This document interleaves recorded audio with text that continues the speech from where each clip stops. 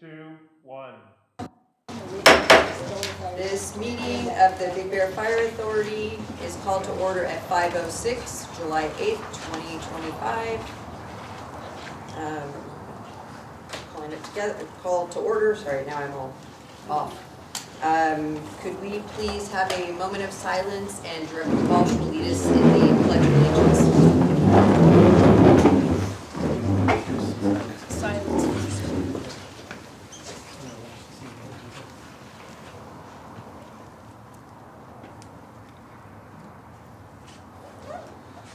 I pledge allegiance to the flag of the United States of America and to the republic for which it stands, one nation, under God, indivisible, with liberty and justice for all.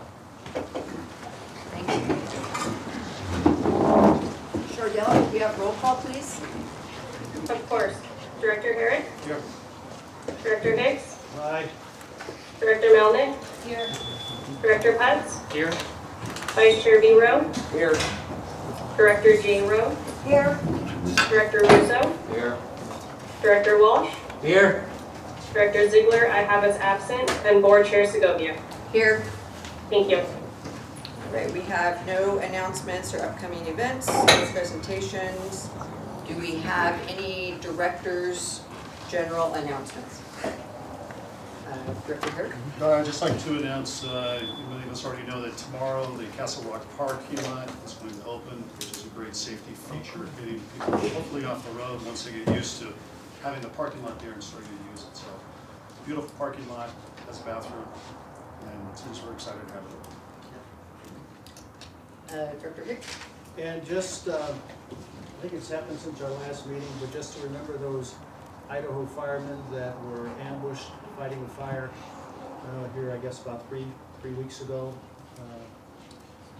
Fortunately, they were able to catch the perpetrator, and he will no longer be a problem. Anybody else? Nope. All right. General public comment. Members of the public who wish to comment on topics not included on the agenda or comment on agendized topics are invited to provide comments. Please note that state law prohibits the authority from taking action on items not listed on the agenda. There's a 3-minute maximum time limit when addressing the board. This time limit may be shortened by the chair to accommodate a large number of speakers. Mr. Gilbranson. Here.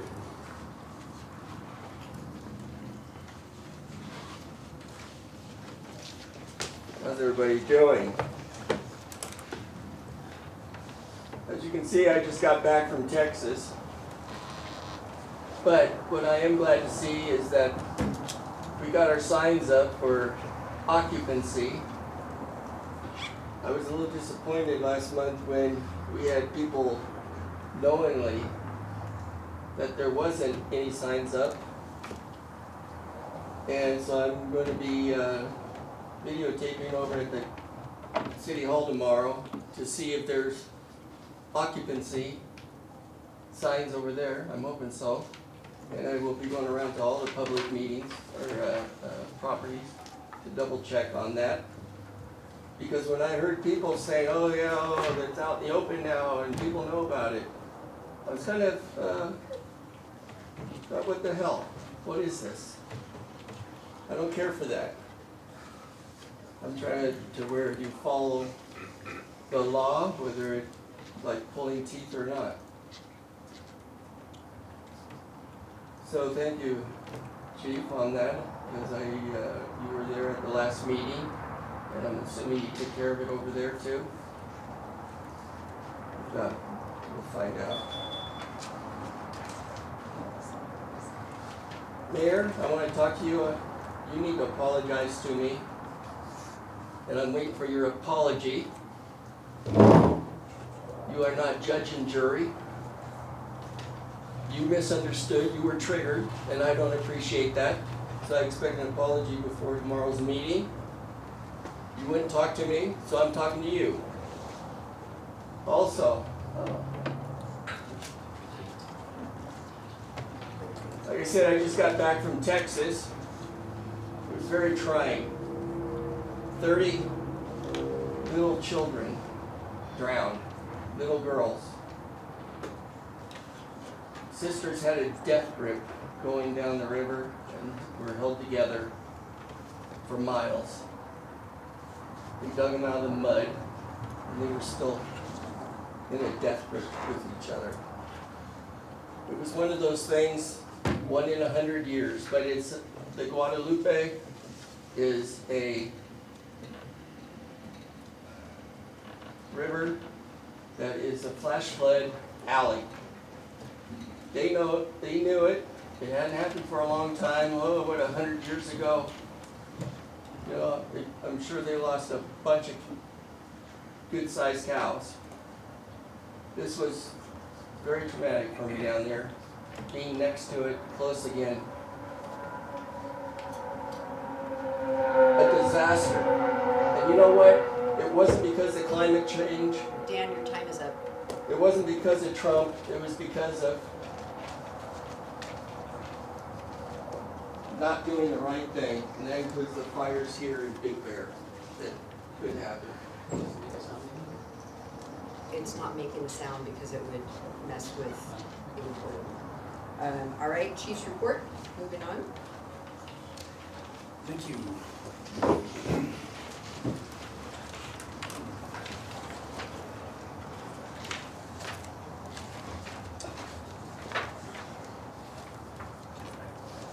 Excited to notify the board that as of this last month, the big project that the department has been working on for a number of years is trying to coordinate and get coordinated together an active shooter program, mass casualty incident program. This last month, Battalion Chief Fonda, with the assistance of Captain Andrew Crane, Engineer Bill Walters, and Engineer Corey Emerson, was able to coordinate their efforts along with San Diego County Fire, San Diego County Sheriff's Department, Big Bear Airport, and the hospital district, along with Bear Valley Unified School Districts, and organized training that was hosted at the Paradise Training Yard.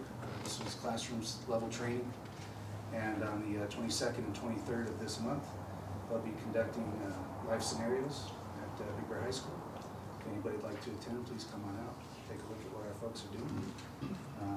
Again, a big deal. This has been something that we've worked on for a number of years. It's been a challenge for us just based on numbers of resources that we have. Same with law enforcement, the number of deputies that they have on per day. It's hard to organize this kind of training without creating kind of big budgetary impacts based on overtime. We're able to handle that on shift now at the shift level and get this training done, just make us better prepared for any possible emergencies that could be coming down the road. Any questions from any of the directors? Okay, moving on to finance officer's report. For the month of May, we were 92% through the year, and our revenues were at 97% as we have received our second round of property taxes in April. And expenses were over budget, again, 2% due to reimbursable and mutual aid expenses. But other than that, we're tying very close to budget as of May. And are there any questions? Any questions for Kristen? Okay. Moving on to consent calendar. Does anybody want to pull an item off the consent calendar? I don't want to pull, I just have some questions on the demands, payments that were made. And I don't want to go line by line, I just have some sort of high-level questions. Do we have a per diem policy when it comes to transfer meal reimbursement? I'm seeing that we have for some 5 meals a day, others 3 meals a day, up to $100. And so I'm wondering if we have a per diem policy or how that's determined. We do per person, it's 15 for breakfast, 20 for lunch, and 30 for dinner. Oh wow, it's more than the city. So if there's somebody who has $100 or $60, It's so are we likely- presuming that they're gone all day? Perhaps they had paid for a meal for a partner that was with them and was reimbursed for their meal as well. Do we have a way of checking for that, determining? Absolutely, we have the detail of every single receipt for all of those. For Amazon Capital Services, there's a fiscal year, is that Amazon or is that something different? We do have an Amazon business account. So I was just wondering with the $3,400 charge, HSSGP? I'd have to get back to you, but I think that was related to a capital purchase, but I don't remember offhand, but I'll let you know. Thank you. And then for a corporate credit card, we have $1,000 in bulletproof vests. I was just wondering about that.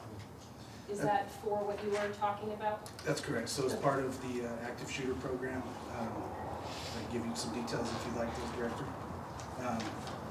In order for our personnel to actually go and respond into what's considered a warm area, not potentially completely out of harm's way, we create rescue task forces, and those go in with armed law enforcement members, and those are protection for our personnel.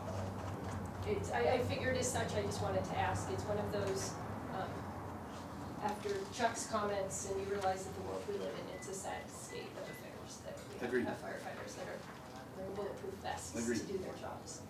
And then just one other one, there's a $4,590 charge for hotel rental, cars, and meals on the credit card. What is that? That was most likely for a mutual aid reimbursable trip for a fire. Could you, because there's a separate charge for mutual aid, Who was? mutual aid travel here, so if you could just get back to me on that. Sure, sure, absolutely. Great. And Luke, just one question. So has all of our personnel then been outfitted with bulletproof vests? No, so previously, prior to this, we had received grant funding that purchased vests and helmets as well. Those vests, since the plates actually had expired, and so there was not grant funding available at the time for us to do replacement. So what we had done was directed Battalion Chief to make a purchase of, I believe it's either 3 or 4 vests of mixed sizes, and those will get passed between the on-duty battalion chiefs from day to day. So we only have the limited stock that we have to obviously avoid the cost and outfit our personnel as needed. So it's something we can, piggyback off the sheriff's department, how they purchase those kinds of things and just what they're Yeah, I would think so, but concern, Chief, is that I know when we're outfitted for vests, because, you know, Deputy Sheriff, when we're outfitted for vests, it's an individual fitting, it's not a general fitting. So, I mean, it may be more expensive, but I think you need to look at that as opposed to just trying generic, one size fits all, you know, 3 different sizes.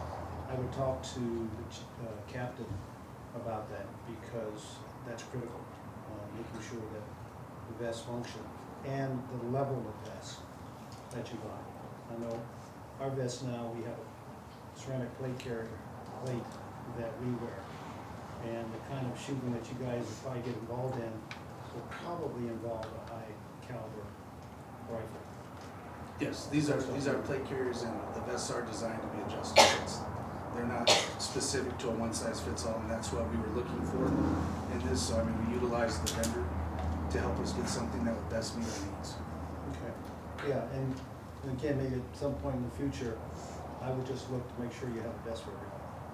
Yeah, I know on LAFD, they all had their own personally fit, which obviously Yeah. big expense. Yeah, that would be an expense I think would be worth it when we get to that point. Loud and clear, understood. All right. And with that, I'll make a motion on consent. Okay, second, do we have a second? Second. Okay. Chardell, roll call, please. Director Herrick, Aye. Director Hicks, Aye. Director Melnick, Aye. Director Putz, Aye. Vice Chair Biro, Aye. Director J-Rowe, Aye. Director Russo, Aye. Director Walsh, Aye. Board Chair Segovia. Aye. Thank you, motion passes. Okay, moving on to new business. FA4, board meetings held at authority headquarters. Board consideration to discuss and provide further direction to staff. So at the June 10th regular board meeting, discussion was held regarding the potential to move the authority board meetings to Hope for Hall to allow for live streaming, allow for an increase in attendance based on capacity.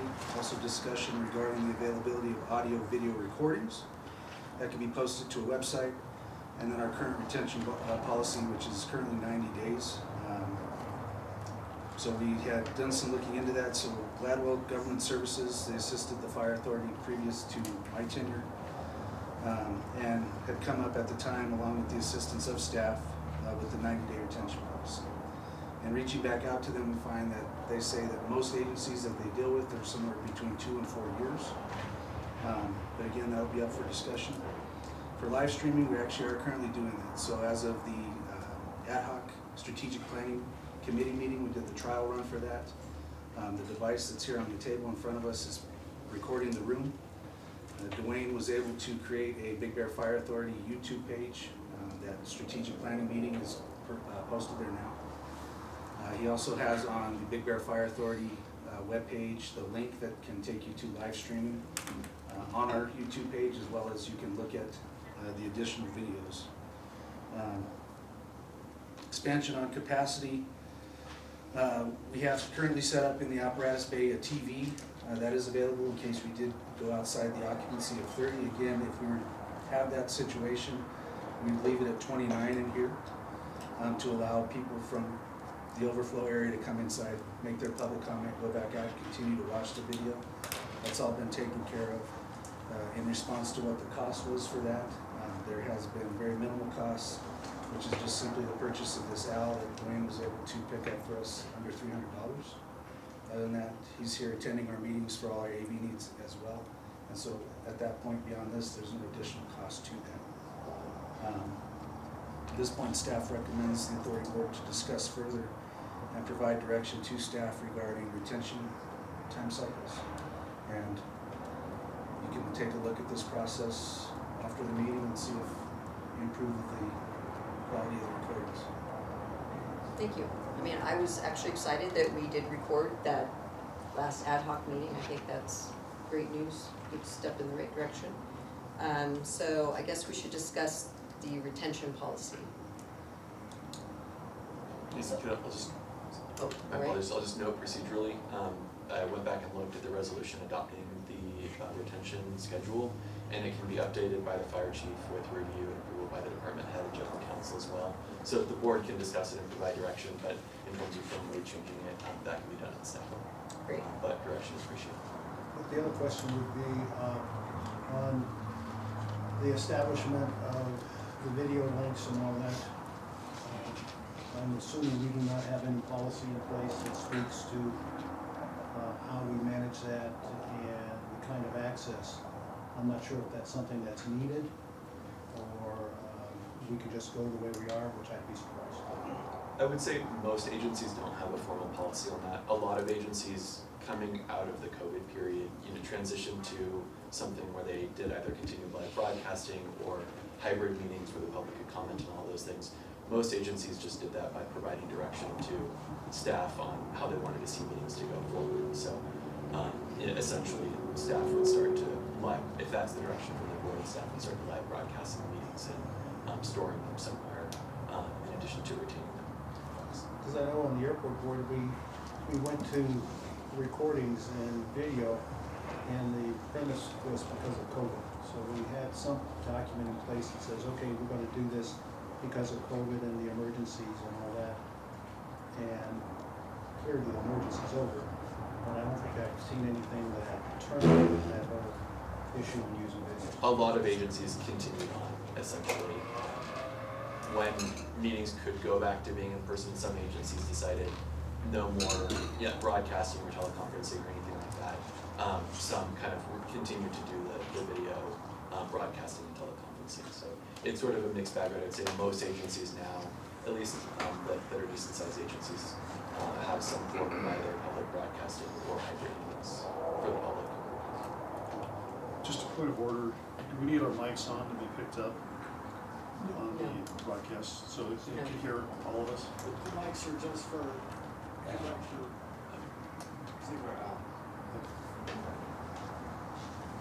have a question. How long does YouTube keep the videos up? forever, as far as I know. Because I just want people to be able to access them for an indefinite period of time without the need to do a public records request. Do we need, if they're gonna be stored on YouTube sort of indefinitely, so I guess then we'd be beholden to their policies if it changes. I mean, I would say that we do a record retention of 4 years. I mean, I'd like to be able to go back and have the history. I think it's hurt us not having the ability on fire to be able to go back and see what actually happened during a meeting and what was said. And so I would say that we should do 4 years. I agree with that. Randy, do you have something? I'm curious about the quality of the camera. I don't know if it's dirty or out of focus or something, but my hope is that we can improve that. So, We can improve it. okay. And then is the camera and the folks manning that, is that for out there? For out?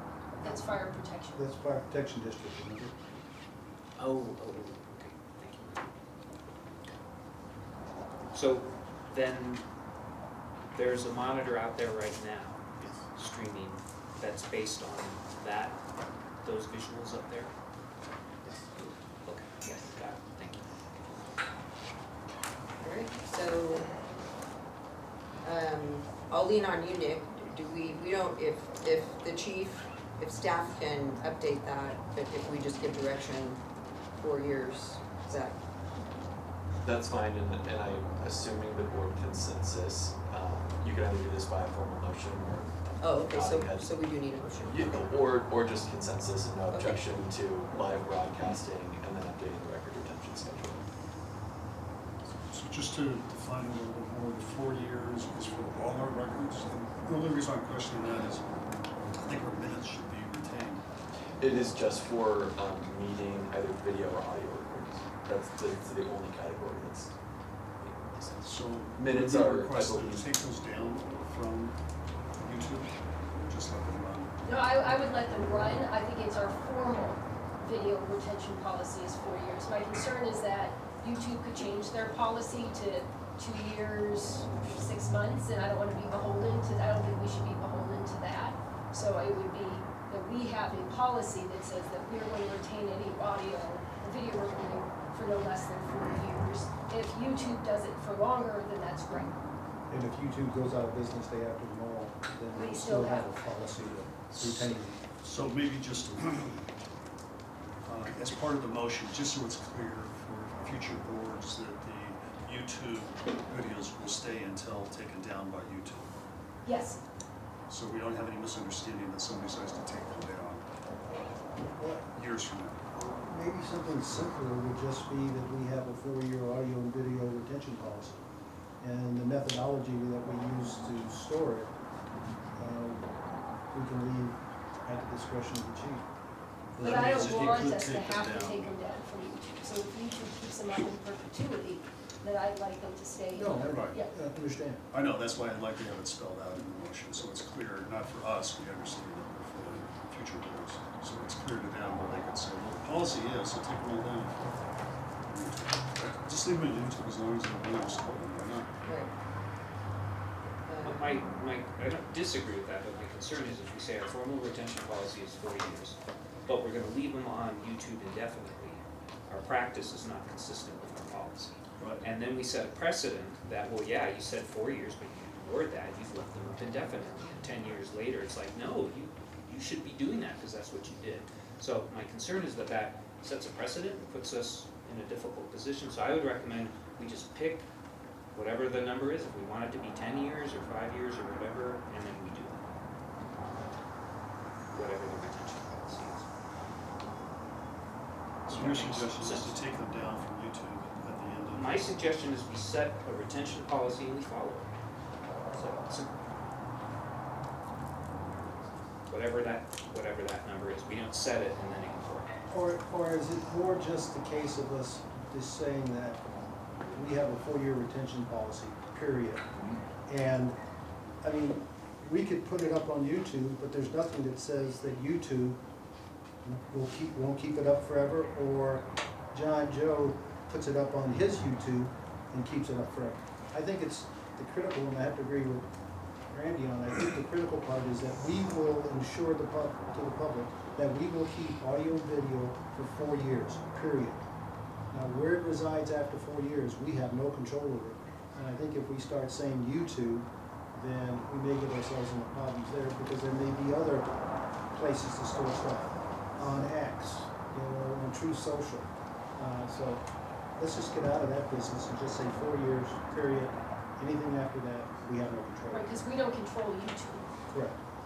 No, but we control if we keep it Or on. you can take it down though, that's the You problem. can take it down. So my The concern policy is, it's like, says you can it's take like it down. trespassing issues. If you allow someone, if you say no trespassing or whatever, and you allow people to trespass, right, it can set a precedent, and then you can be held responsible. I mean, you lawyers know better than I do kind of stuff. That even though you have a rule, if you don't follow it, it's the same thing's true with copyright. If you don't enforce your copyright or your trademark laws, then people make a case that, yeah, well, you never did anything about it, you ignored it, so your practice is what becomes. So in the city, we have a retention policy, but we keep things up on video and whatnot in perpetuity.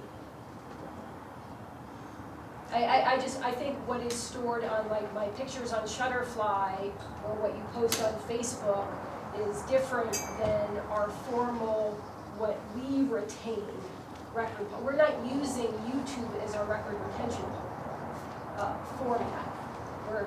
We're keeping those somewhere else that we control. Okay, so then the publishing on YouTube really isn't material to our record retention policy, because technically our record retention policy is we internally have those records, anybody can request them up to 4 years or whatever the number is, and we are responsible to provide them. And then that's that.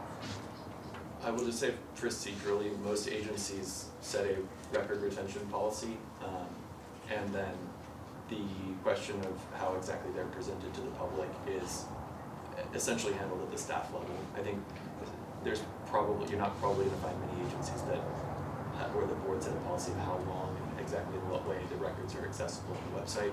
Most of that is typically driven by, in my experience, IT constraints, whether that's file sizes or the website capabilities and those types of things. So generally it is dealt with simply by the record retention policy. So then, maybe this helps. I'll make a motion, consistent with what Chuck said, that we have, and consistent with what Harry said, that we have a records retention policy of 4 years and trust staff to implement that whenever that's handled. We don't get into the specifics of it's gonna be on YouTube forever or whatever. We just leave it at that. That would be my motion. And as long as we have copies of it, then they can always come and get it whenever they're done. Up to 4 years. Have a nice day. I briefly saw Larry's hand waving. Chief, if YouTube were to wipe them out at 2.5 years, is this saying that Dwayne will have to archive this stuff somehow in some media for 4 years? Yes. For sure. Because YouTube could go out of business tomorrow. Just clarifying that that's. I don't think it will, but Yeah. we would find another way to live stream, and we'll have a way to maintain copies of those videos for record request purposes. Do you have any idea of the cost to do that?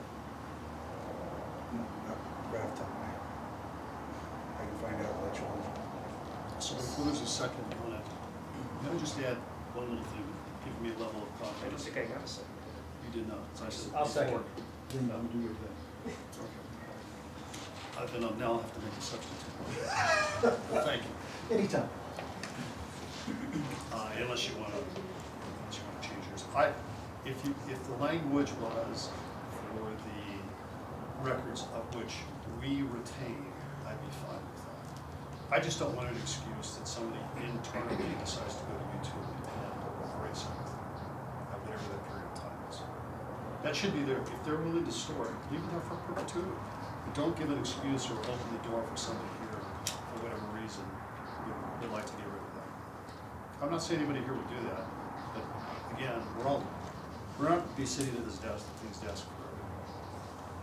You understand what I'm saying? So do you want to reword? No, sorry. I would just add to it that for all video and audio records held and retained by the fire authority, leave it at that. Everything else on the outside, there is no trigger to get rid of it. There shouldn't be a trigger. That's certainly what I intended, That's what I not was what I intended, said. but there were some words, I couldn't I couldn't vote yes for what your motion is, Okay, So- as worded. So Rick's motion, do we have a second? Well, I don't know that Rick made a motion. Well, I was hoping just to, just make a substitute motion.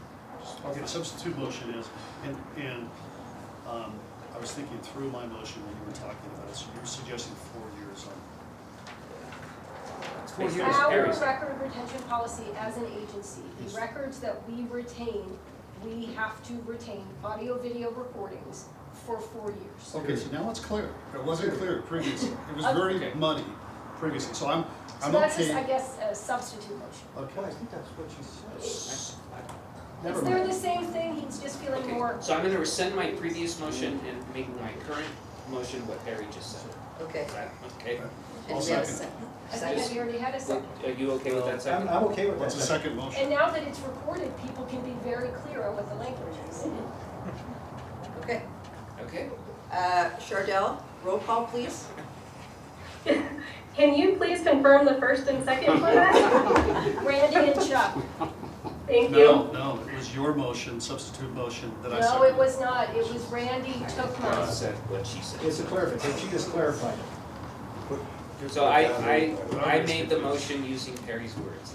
So you're gonna have to repeat Perfect. it, and So then it's Chardell Gary's can let words. us know what it is to make sure that we're on track. I will do my best. Okay. Okay. Okay, so I have Director Walsh. Well, what's the motion? Can you repeat the motion? Oh, yes. Play it back. Regarding the video and audio records retention, records of which the department retains will be 4 years with staff handling the implementation. I'll obviously make that better, but those are my quick notes. You can just watch the recording back and use Yep. verbatim. Yeah, That'd be Because we Randy's. had to record it. yeah. And just to clarify, this is also just audio and video meetings. Yes. I just want to clarify that for the record. Thank you. Okay, roll call. Of course. Director Walsh, Aye. Director Herrick, Aye. Director Higgs, Aye. Director Melnick, Aye. Director Putz, Aye? Vice Chair Biro, Aye.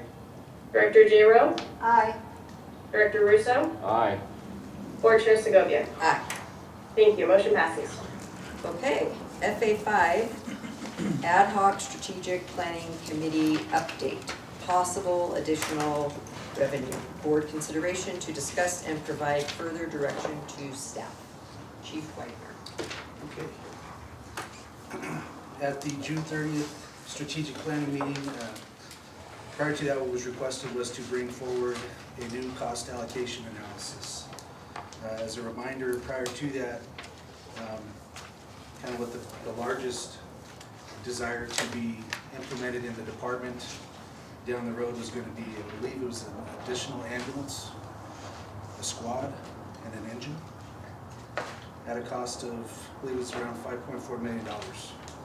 What that was going to do was basically place a $7.50 per square foot tax on residential structures, along with, I think, fairly similar numbers when it came to hotel, motel rooms and apartments. So we were requested to come back on the 30th with some changes to that. One of the questions being, can we basically kind of separate or change the rate per square foot depending upon the size of the structure, given that the larger the structure, the increase in risk for suppression personnel?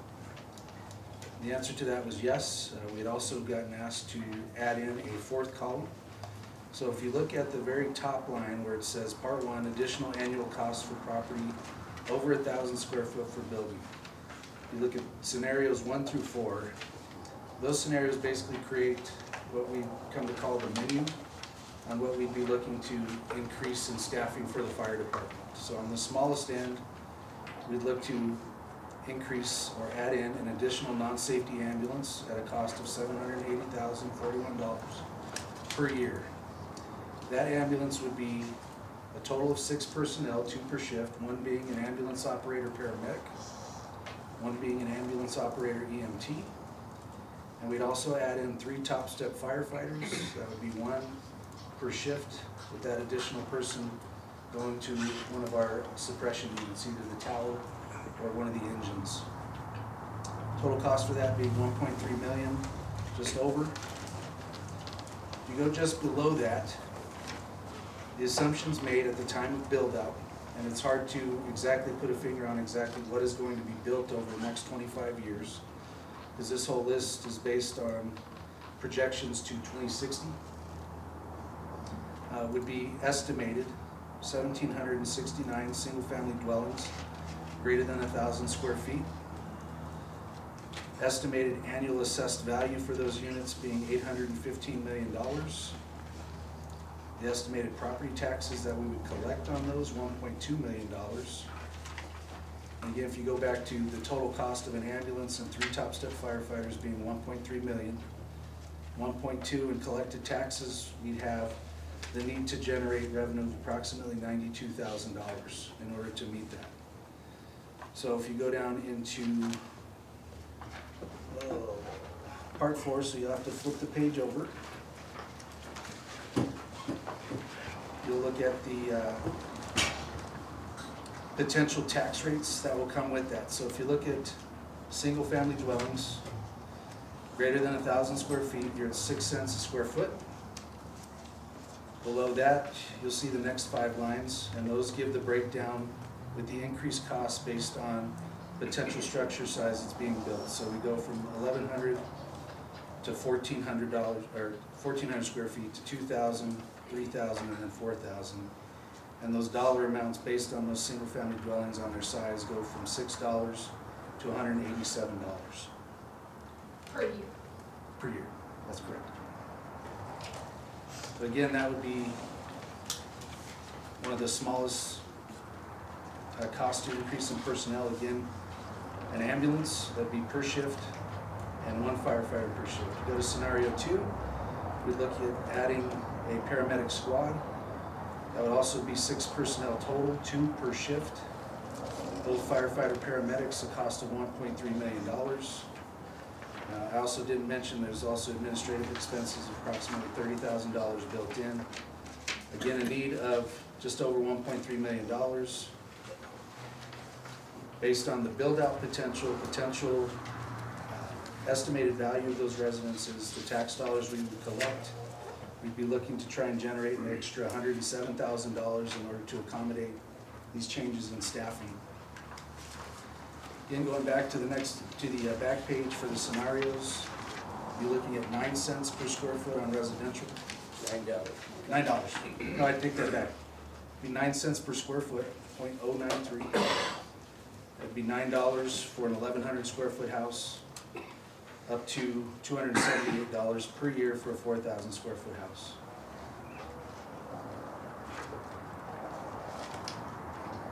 Luke, can I just step back for a sec? Absolutely. Because I think it would be helpful to talk a little bit about the background of how we got here. This is related to a CFD, Yes. which is for new development in the valley. This would be an additional amount that new development would have to pay as we expand. And this came to the board, I think, 2 years ago, and we summarily rejected it because the annual amount of the tax increase was so exorbitant that nobody would agree to it.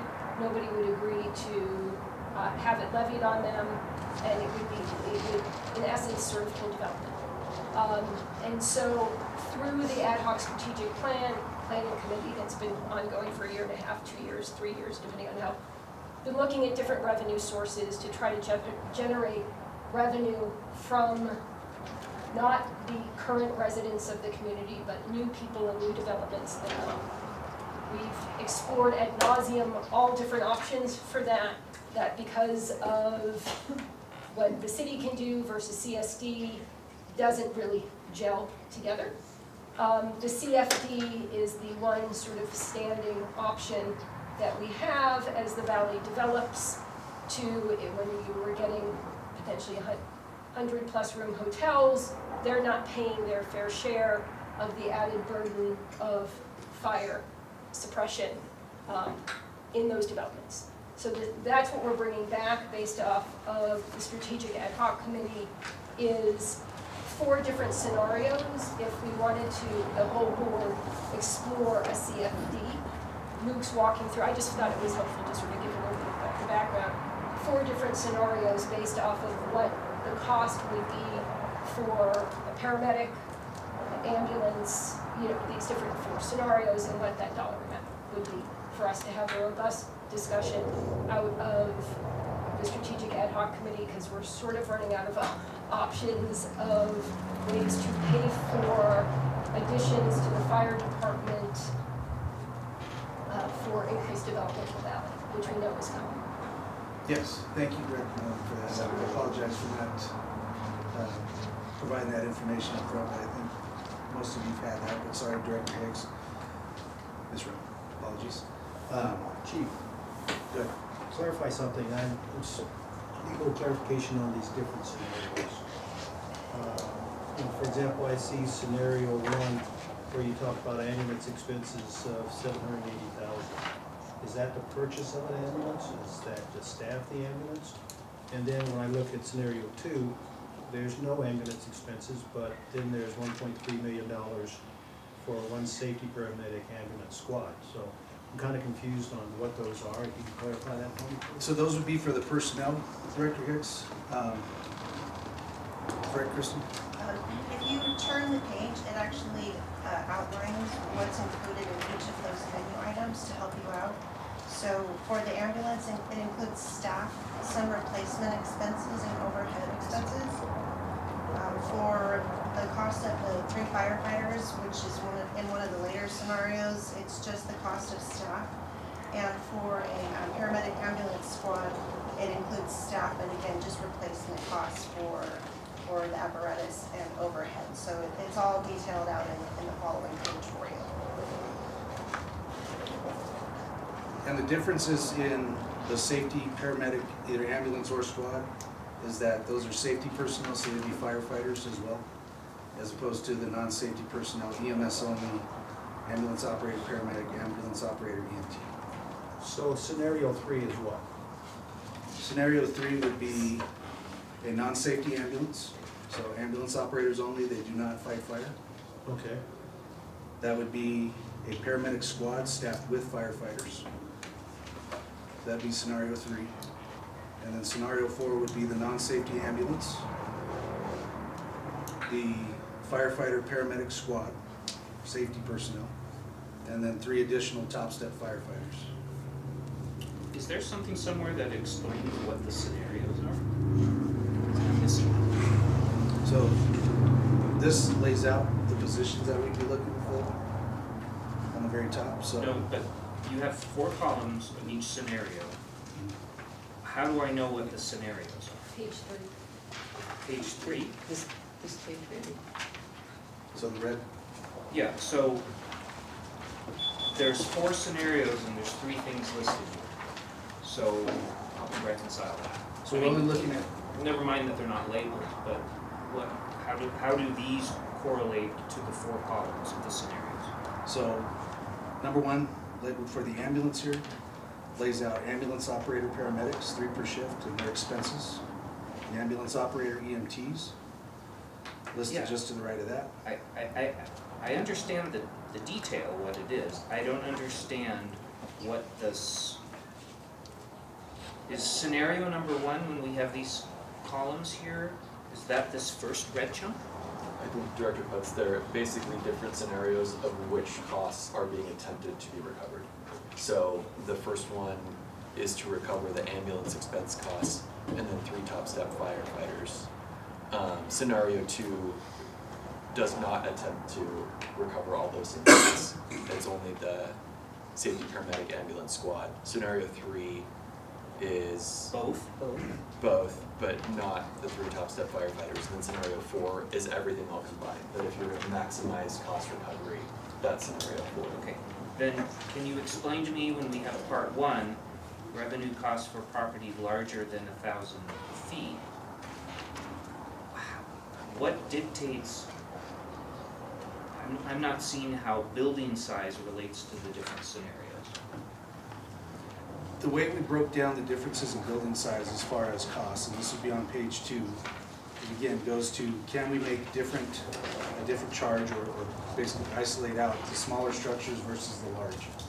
The smaller structure provides a different level of risk, a lower level of risk for our personnel than a larger structure. Based on NFPA 1710 and their risk analysis that recommend, don't demand, that for a 2,000 square foot home, can be 2 stories or single story, with no basement and no exposure structures, that optimally we'd have 16 to 17 responders show up for that. What we're trying to do with these scenarios is basically find middle ground that this body would feel would be tolerable to the community for new development, to not stop that new development, the desire to build in this valley, whether it's residential or commercial. Because we also address hotels, motels, apartment complexes in here, to come up with ways that basically help us add personnel, which enhances our abilities to respond to the community, increases safety for our suppression personnel, again, while being tolerable to developers. I wonder if this would be a good time to bring Nehal on, of DTA, who prepared this for you. He would have more detailed answers to your questions. And Randy, when we looked at it last time, a couple of years ago, what we did is we only did it for properties over 3,000 square feet. And the annual dollar cost for that was quite large based off of the menu of items that we wanted. And what we realized is if we did it for only houses over 3,000 square feet, people would start building houses at 2,900 square feet to avoid being put into the CFD. And so what we wanted to do was come up with scenarios that made the dollar hit, and we call it a dollar hit, the cost for paying for the fire suppression that you get in our community not to be so high that it would stifle development, but that was a number that would start to pay for additional services that the valley very much needs over the course of a period of time as new development or expansion is happening. So we were trying to come up with different scenarios that would make it palatable and not an overwhelming feeling that people understanding are feeling overly taxed. But the fact is, when you build houses and build more and more houses or commercial properties in a community, they are a greater burden on the resources that we have, and somebody has to pay for them. So, I don't have the benefit of being in the ad hoc Sure. committee too, so I apologize. No, I appreciate your patience with me.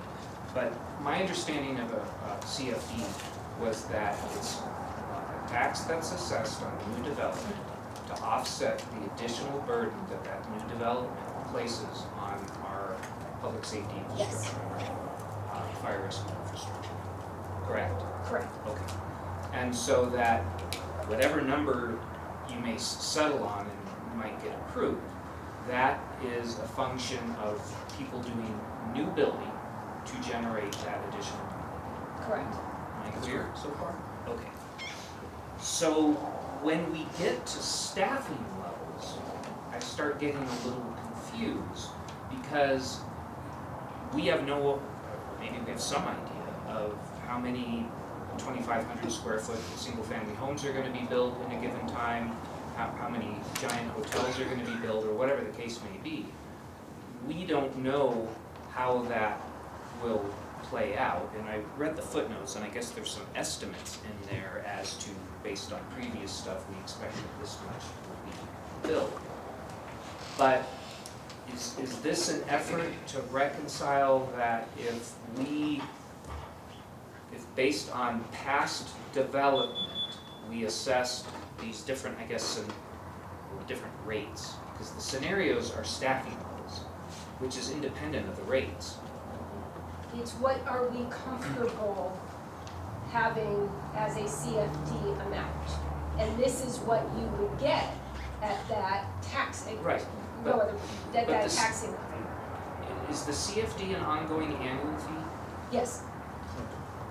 Okay, so it's not like when you go to the school district and you're building a new house and you pay impact fees and it's a one-time thing. So this is an ongoing. So that means then, if I'm following, is that if this were to pass and you build a house here after that date or a hotel or whatever it is, you're going to be paying a higher percentage on top of the taxes that you already pay compared to what people who built before that. Correct. Okay, so there's a whole philosophical discussion about if that's fair and just, but we'll save that for another day. So then, if I'm following, and again, I appreciate your patience as I try and understand this, you're trying to equate service levels with anticipated development As, to arrive at a fee that would cover the anticipated cost. Am I getting that right? I think the ideal scenario is scenario number 4 in the strategic planning meeting with the union folks. This was a scenario that would be comfortable for future build out, so that's the goal. But we also realized that it might not be tolerable for homeowners and the prices. So we were asked to do scenarios that included fewer items, and so that's what you're looking at. It is 4 different options for different service levels, with scenario number 4 being ideal, but most likely not palatable to new homeowners Okay. stifling development. But the end result is that we would be asking new construction to pay for increased service for all of us. yeah. Yes, Right, what because what this the would be an argument is increase that in new service levels, construction puts a greater burden on the resources that we have. Right, but are we asking them to pay for comparable service? So To what are we they gonna have get now, like or concierge care? increase ours? Well, you provided 4 different levels of service. That's what I'm trying to understand why we are having that. So I would, still, I would suggest it being as levels of cost recovery, not necessarily levels of service, levels of cost recovery. Or your comfort level. and you're equating that to service levels as an example. Yes, there's a connection to like the marginal burden that new development places on the need for fire service.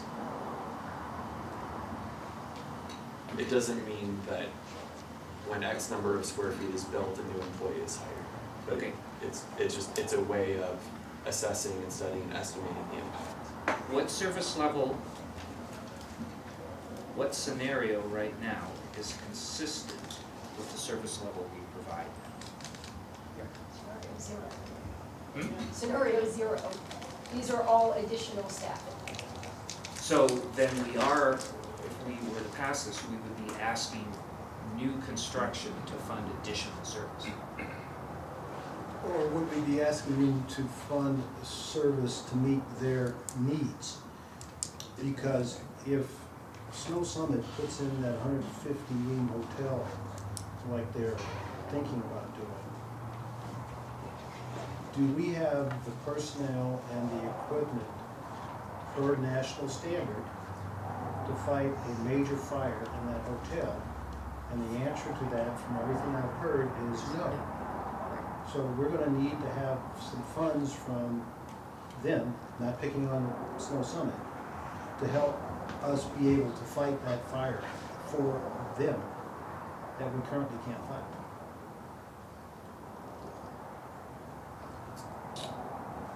So we would have to increase our staffing, increase the number of engines that we would need to be able to meet that demand. And right now, we can't meet that demand. If they put another 1,000 houses in the valley someplace, if interest rates ever go down, we definitely wouldn't be able to meet that demand, as we sit right now. Just before that gets out, we've actually studied how many homes can be built here, and it's not 1,000. Okay, well, just, So, okay, whatever the It's number. actually, it's fractional, just to try to understand this a little bit better as well. If I take the figures, and I think for the city, I think we had 20 homes, something like that. I mean, the numbers aren't very large, so it makes my calculations pretty small. $50,000 to $100,000 extra revenue per year, at least starting the first year.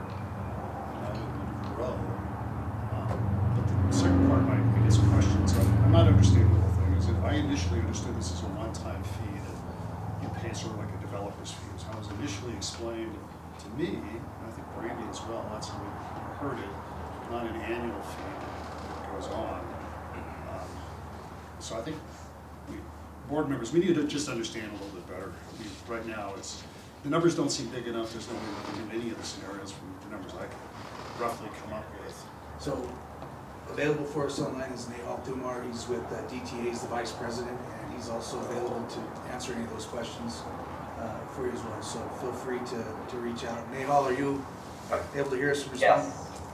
Hi there, yes, thank you, I am here. Yep, any questions related to the methodology of how we calculate the CFD tax, and then also some of the formation procedures. We have Rich Wall, which is a legal counsel, should also be able to answer some of the questions related to the formation process of the CFD. So I could jump in. So the questions I have, first off, how it was explained to us years ago it was a one-time fee as opposed to an annual fee. So is the envision that is a one-time substantial fee, then an annual fee, or is it just an annual fee? This is an annual fee. This is not a one-time development impact fee. This is an annual tax that will be placed on the county property tax bills each year to the homeowners or property owners. Okay, so It's technically it's called a special tax. It's not an impact fee. Okay, so then, how do you do that? You form a special district? I'm kind of losing. Yes. Okay. Yes, this is Okay. a formation that would have key to that I was occur missing. for the Melrose district. So a boundary would be established identifying all of the properties within your area, and then any properties that are a part of that boundary would then be subject to the tax. Part of the procedure, there is requiring a 2/3 vote to form the district. So there would be that vote or threshold that you would need to consider to form this district. So would the voters then be the empty lot owners? My understanding is this is an annexation CFD. So I think I'll let Rich weigh in terms of how a future annexation area, that vote procedure would work. Thank you, Nehal, and good evening, Chairman and Directors. So the idea here is that the district would form what's called a community facilities district under government code, and then what happened, and that would be whatever project starts first. So whatever property owner comes to the authority first after you decided to form the CFD, that would be your flagship project. So you would form this CFD around that property, they'd be subject to the special tax for their development based on the rates and methods set in the CFD. As more development comes to the authority for approval, you would condition them to provide for some funding mechanism and offer the CFD. And then they would annex into that CFD if they elected to. So you would keep adding to the CFD as property keeps getting added within the authority's boundaries. And then as that happens, you'll accumulate more special tax and be able to start to fund these services. The idea here is that this special tax is going to be used to fund the services on an ongoing basis, so your operations, your staffing, things of that nature. I just want to kind of touch briefly, because I know it was mentioned before about a one-time fee for the developers. And so the authority has a variety of different mechanisms that it can issue taxes and fees and charges. One is that is not accessible to the authority because you don't have the land use authority, is a development impact fee, I think is what you were alluding to. That's a one-time fee development that is charged for facilities. So think your fire stations, purchase of land, fire trucks, equipment. That's one time and it's done. You don't get any more of that. So it's different than what we're talking about here. This is just more of the ongoing cost to pay for your staffing and equipment moving forward. So with that, I'm happy to answer any of the questions that might have brought up here. So are you saying that there's an opt-out provision for people coming into the CFD? I wouldn't think if they're meant, I wouldn't couch it as an opt-out provision. So just by way of background, you can't force a property owner to tax themselves. You have to give them an option. So as a condition of approval, that's what agencies commonly do, and this is done throughout California, as they say, to approve your project, you have to provide some sort of mechanism to pay for the increased service costs and demand that your project's going to cost. nobody wants to do that. No developer wants to come up with that themselves. So as a public agency, you offer the CFD, and they elect, yes, I'll just go ahead and annex my property into the CFD. That meets my condition of approval. But we're not forcing them in a way to get into the CFD. It's a condition of approval, and this allows them to meet that requirement. There are agencies that set up a method that you could go up and basically establish an annuity where, like, the property owner, the developer in this case, would have to put up a certain amount of funding. He doesn't want to pay for that. He wants the property that the owner who he sells to be burdened with that. So it's just common today, developers accept, yep, absolutely, CFD, here we go. And that's how this is progressed throughout. Richard, is that requirement in place right now as we speak without a CFD? In other words, assume the fire department has to approve the plans for new development. Is there an option right now for us to say to new development, hey, you have to pay whatever the impact is? Is that an option now, or do you have to have a CFD in place in order to do that? I'm not aware of what conditions of approval are in place now, but we would establish that as part of forming the CFD. So we would work with the city, and as they go through their authority and their approval processes, we would work with them to ensure that they include the authority's CFD as a condition of approval. But I guess what I'm asking hypothetically is, if we use the resorts as an example, do we have the authority as we sit right now as an entity, when they come and say, I'm building my whatever 100-room hotel, and we say, oh great, by the way, you need to buy a new fire engine, or you need to do, you know, whatever the case may be, so that we can provide proper support for that. I'd be curious to know the answer to that, if we have any authority to, right now, without a CFD, to require developers to fund their impact. So I don't know what's on the books now, but yes, you do have the ability to work and establish that outside of the CFD. The CFD does not give you the only authority to do that. And I think kind of what you're mentioning here is commonly done through developer agreements. So there are times where if a development, large developments, are coming to the public agencies, they're asking for certain concessions. So the agencies in that negotiation and in that agreement, they'll say, okay, fine, we'll approve this agreement, but you got to buy, you know, a truck, or you have to help fund a fire station. So those are more one-off and like larger developments. I'm not really certain if you would see those here given the layout and the geography, but I could be wrong. But in any event, you certainly have the ability to establish the conditions of approval to come up with some sort of funding mechanism to offset the cost of the increased staffing that you will be required to get to provide that level of service. Yeah, but what you said, that's a one-time fee, so we could buy the fire engine, but we couldn't afford to staff it because we couldn't afford to pay the firemen on an ongoing basis to do it. My other question, right quick, is I understand that we currently have 2 CFDs in place. The CSD has 2. The CSD has 2 CFDs in place. Yeah. You have And 1 or how 2? would this interact if we were to form a valley-wide CFD? So what we need to do in that case is you would have to work with the CSD and ensure that the property is not being subject to both CFDs and subject to the same special tax for the same service. It's perfectly appropriate to have multiple CFDs on a property. It happens all the time from the perspective of like a school district and a water district and then the city, but they can all have CFDs. They're just not paying for the same service, so that's the distinction we have to make. What we would envision here is that the CSD, and I believe they have a CFD that provides for fire services, any property that is undeveloped and there's no taxpayer in there now, we would probably want to look with and work with the CSD to see if there's an option to have them dissolve their existing CFD on that property and allow the authority to put the CFD on that property and then collect the funds directly. That would be the preferred method, and it would take a little bit of back and forth, but it's not undoable. But that's a great question, and that is something that we need to account for as the authority decides to move forward. Have we assessed that? Does someone have a good understanding of what the existing CFD or CFDs are in place? I think Larry could maybe touch on that. Sorry to put you on the spot. In 2007, if I recall, a CFD was created something like 13 developers were involved.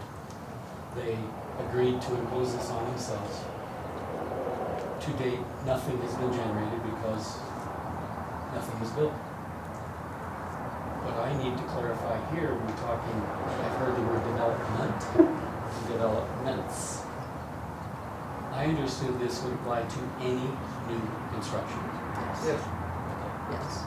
Within the CSD and the fire protection district. Within the CFD. That's Which part of The the would be the CFD same can't go as- beyond the CSD and the fire protection district. Yeah, Like, right. you can't do CFD in Fonsky. Yeah, correct. Okay, so it's only our jurisdiction. Or 2 jurisdictions.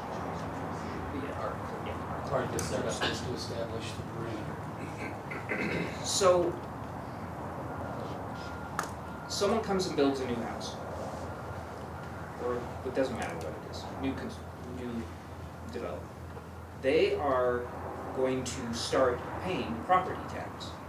So to some degree, they are going to be offsetting their burden that they are putting on the system through the property tax that they pay. Actually, you could argue with Prop 13 and people that have maybe been in their houses a long time and their tax basis is really low, they may be paying disproportionately higher because they're going to be paying current valuations compared to if someone's been in their house for a decade or two, right? So they're going to be paying taxes to that to contribute to the overall fire code.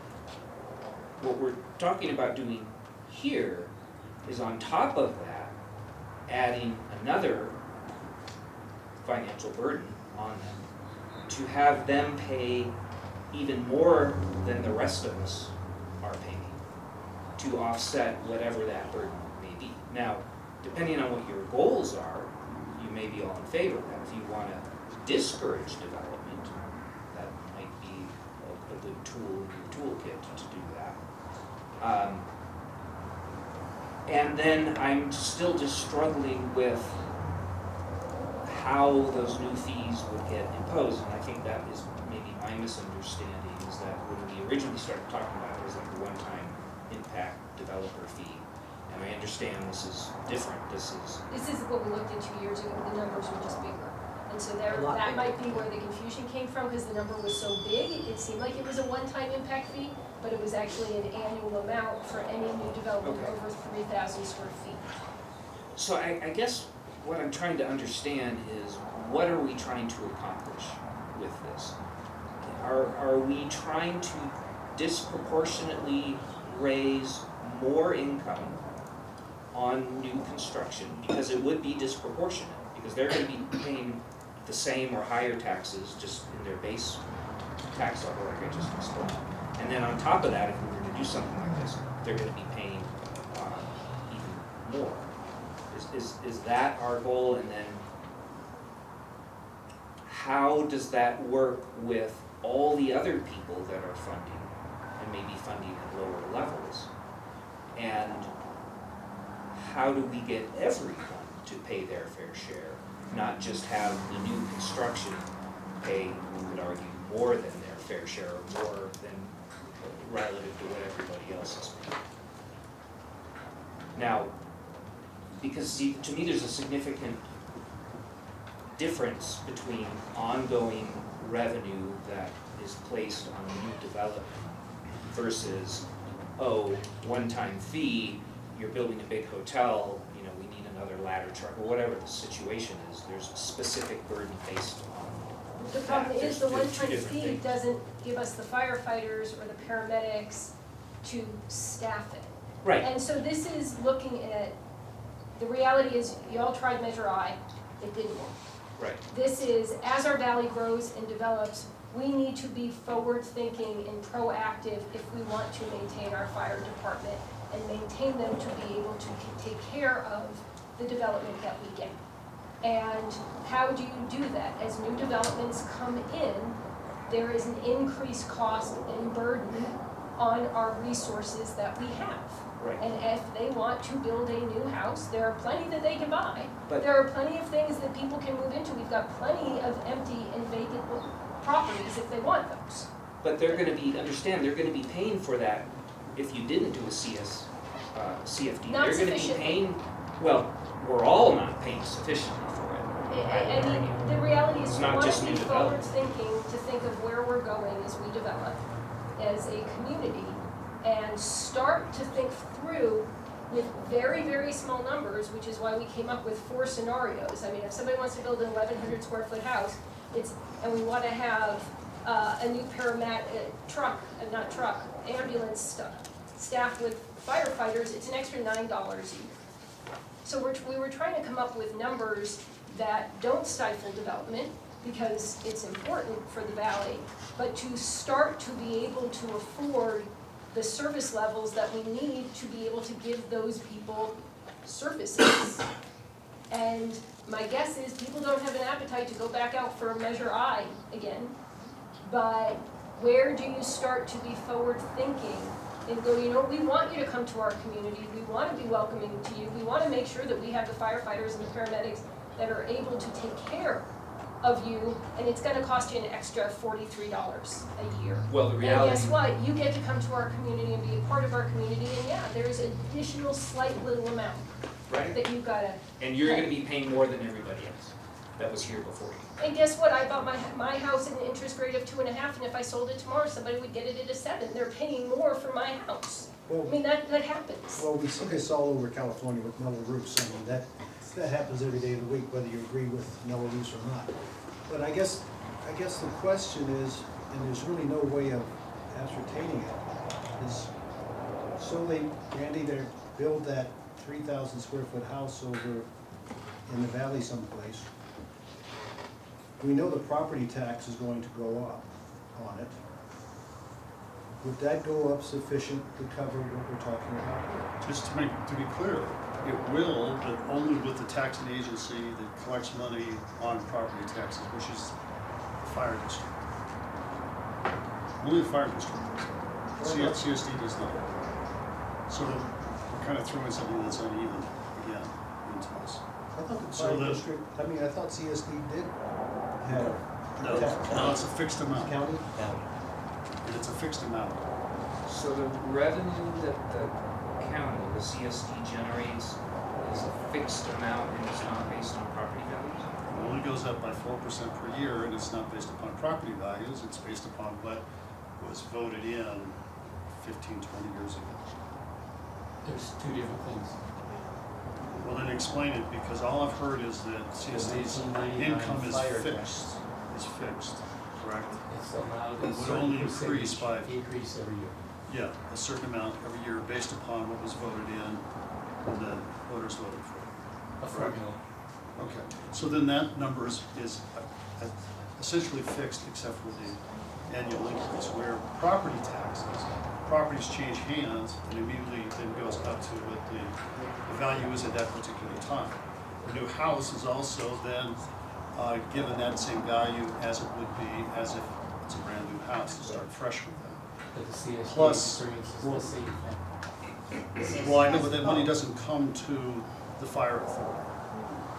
Yes. The CSD has both. Then I'm totally confused, because I've been told the CSD's funding is fixed, except for a small amount that can be increased on an annual basis that is not linked to property values.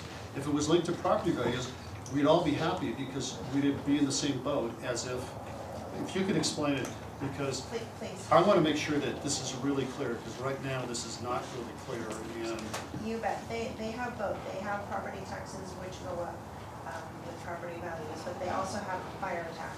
That's the one that you're referring to that can only go up by a CPI increase that is an average of the last 10 years. So that's the one that's more limited, but they also have ad valorem property taxes. then why don't we see that increase at the same percentage that the city increases? Sometimes we do. I'll send you some statistics on that. It's in the same range. It's Then just we a need to smaller have it amount. broken out to exactly what that fixed amount is and what the amount that's tied to their property tax. And we need to see how that increases and decreases. Because again, I keep hearing, we only have this, and it only goes up by 4%. And don't ask for any more. Apparently, we're not getting the whole picture. You bet, it's detailed out in the budget, it's broken out in all the different categories, and I'll be glad to show you the percentage increase year over year in each of the categories for the CSD as well as the fire protection district. I can do a spreadsheet for you to show you. Okay, there are more properties in the CSD area, and I'd like to try to understand why then funding has not kept up with the fire district. It doesn't make sense to me. Is it potentially because properties in Big Bear Lake go higher? That's only part of it. Yeah, but we have a fraction of the properties. Right. I have a question. Now, CSD has fire funds coming in from property tax, correct? Correct. All right, so if I was to build a $10 million house east of Division, what percentage, if you would know that, of that increase, because if assuming the property's worth $1 million right now, what percentage of that increase would I see, or would CSD see in its fire district? So you'd be taxed 1% on the value of your property, and of that 1%, 7.5% would go to the CSD and pass through to the fire authority. The entire 7.5%. Yes. So we can expect 7.5% of Of the the 1%. 1% of the entire value of all properties in the CSD. I need to see what that number is. And that's part of the disparity is because on the CSD side, we get 7.5% of the 1%. In the fire protection district, we get 15% of the 1%. So that's part of the disparity. That's just how it was set back. Percentages are different, and that's why they have that other tax is to backfill, right? Right, to offset that. That second tax is to backfill the local rate. It helped create a full-time department as well. Correct. So then why did the revenues only go up by 4%? It should have gone up more than that. Property values have been going up all over. Properties are changing hands. That's very common in a resort community to have constant turnover. And there are some very expensive properties in the CSD area. They're not just in Big Bear Lake. So Agreed. how come we didn't see that percentage go up higher? I have a 5-year property tax forecast scenario for both sides.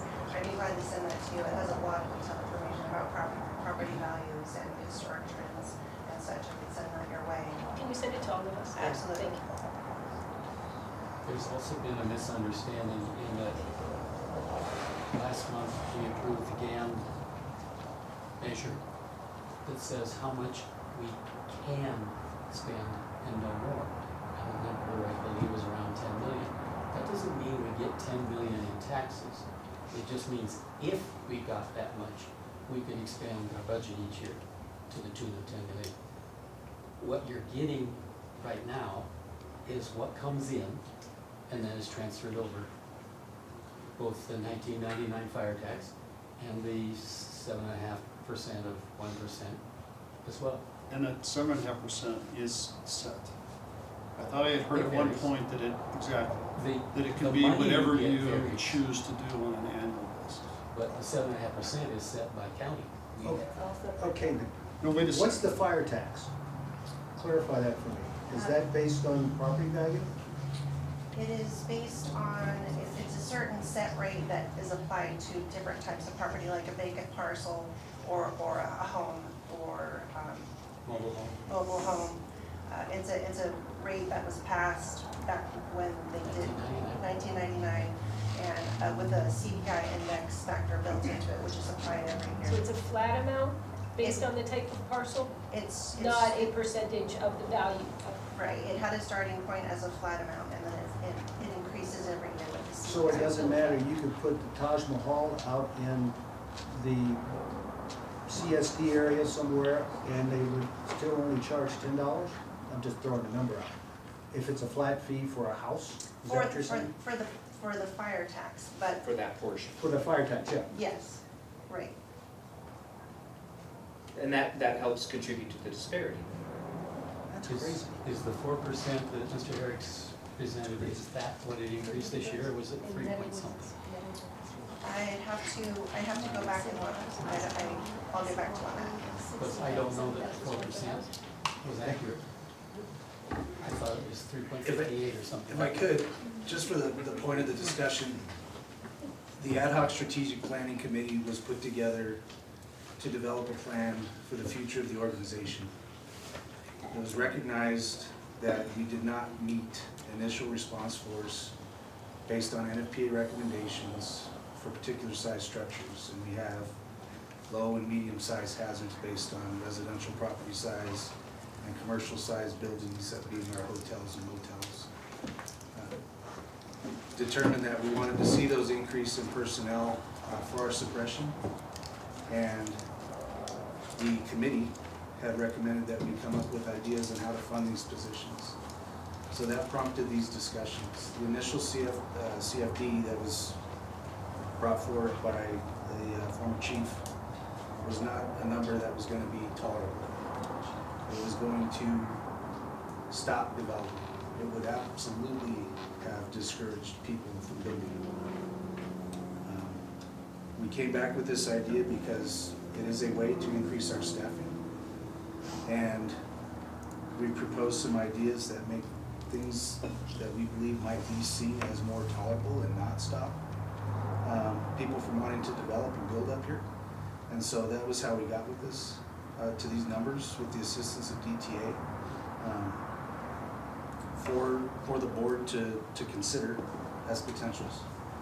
Is it what we absolutely need? No, but it's going to assist us. It will add personnel, which will benefit the community and our ability to deliver that service.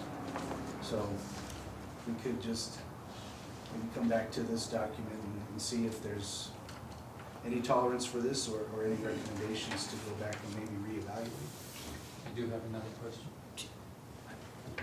Just a second. 2 years ago when we talked about this, the fee that was proposed to us, and don't quote me on the cents, but it was like $7.69 or something like that per square foot. And this is, at the very highest, it's $1.55. So we really ratcheted it down to make it more palatable. Did you have something? We're talking new construction. If I have a 2,500 square foot and I want to add 1,000 square feet, now I trigger this, don't I? Yes. Would it be on the addition of 1,000 or would it trigger on the whole house? My thought would be that you would go on the entire size of the property, because it's the entire property size that creates or adds the risk. Chief, if I could just add to that, when you form the CFD, you can decide that. You could structure that to be on the entire property that would trigger it, or you can just say it's going to be on the additional square footage. That'd be a decision you guys can make, and we can structure the rate method of apportionment in that manner. And while I'm interrupting, and I apologize, I just wanted to add one thing for the board's consideration here is a lot of agencies that get to their full build out and didn't take advantage of special districts such as a community facilities district or an LMD, they regret it because they can't go backwards. So when you have undeveloped land, it's kind of a use it or lose it scenario, because once someone builds on that property, you can't take them into the district in the same manner as you would. The reason for that is because under the Mellon-Ruse Act, if there's less than 12 registered voters, it's a landowner election. They get one vote per acre they own. And a lot of times this is just one landowner, so he's going to vote yes, because we talked about before conditions of approval. Once this all gets developed, you can't do anything. I heard mention of Measure I. You would require a registered vote at a general election. You would require 2/3 of the registered voter in the entire district to approve it. That's why we can't go after existing development. It's not supportable. The people will not vote to tax themselves. It's very difficult. I won't say it's impossible, but it's very difficult to do. So what the district has here is undeveloped land that is potentially the easiest that you could apply a CFD on. And for every property that develops after this, that pot gets smaller. So just wanted to leave that food for thought. The other thing I wanted to mention is talking about pricing out development. Now, this statement would apply more to broader, larger developments, so I'm going to think it's going to apply here to like hotels and things like that. But an agent or a developer is always going to come, if they have a big project, they want to issue bonds through a CFD. So they're going to go to the city, they're going to go to the school district or the water district to finance improvements, and then have the property owners that buy the property pay back bonds that they reimburse themselves with. So when we talk about pricing property owners out, from that larger perspective, it doesn't matter if the district puts their hand in that pot, because they're gonna max out whatever they can anyway, up to the 2% is the typical threshold of the value of the property. So I just share that for food for thought for decision making. It's not as bad as I think it's kind of been made out here to be, but that's just my opinion, so thank you. Can I get clarification on what it takes to form a CFD? I can address that. So what we would need is property owner is going to submit a petition to the district to form the CFD. You also have the ability to, 2 board members can also initiate this procedure as well. After that, we have 90 days to go to the, adopt the resolution of intention. So that's meeting 1. When you adopt the resolution of intention, it establishes the boundaries, it sets up the rate method of apportionment, and it sets the public hearing for the formation.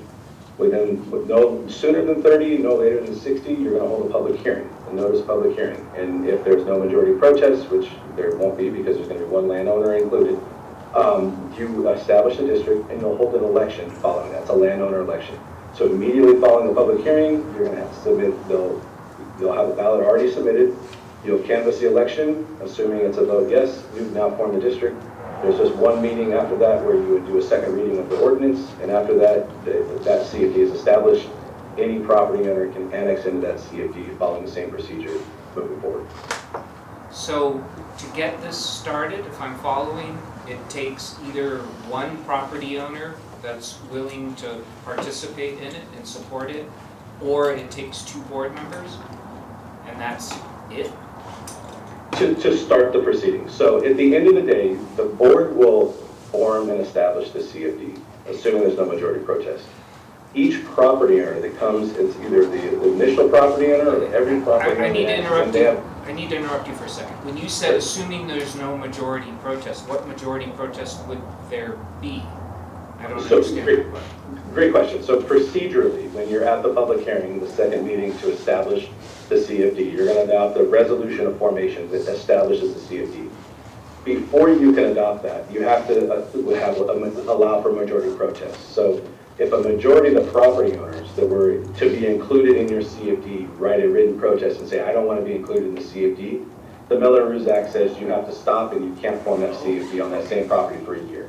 But procedurally, what happens is we never receive a majority protest because, as we discussed before, these are conditions of approval to get their project done. So they want the CFD. So then it's 1 property owner is voting yes. So there's if he's already agreed to form the CFD, he's not going to protest its formation. So even though I mention it, it rarely if ever happens. If that makes sense. Can I back up a step and just ask you to clarify as well, Rich? This also starts with setting the goals and policies concerning the use of CFDs, right? That would be the first thing. Great point, Nick. Yeah, so before the district conformance for CFD, you have to establish what are called goals and policies.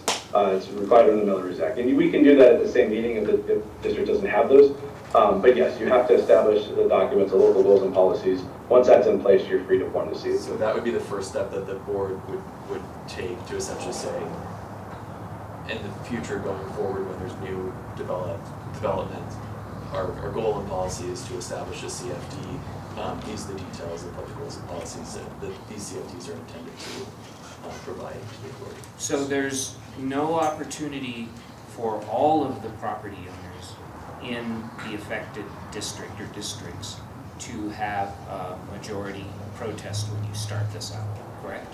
Yes, there is. As long as it is a condition of approval from the land use agency that they deal with their fire impacts somehow.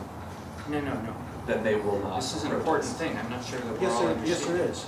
If the majority of the property owners in this CFD were to show up at this building here and say, we don't want this, and it's 50+1, it dies. But if I could just that's add, only 1 person. We're not going to go district No, wide. that's So every. you will have 1 property owner. It's not everybody within the boundaries of the 2 agencies and the authority. It is when we say that the district, it's only the CFD itself. So when that first parcel comes along, it would be the owner of that 1 parcel.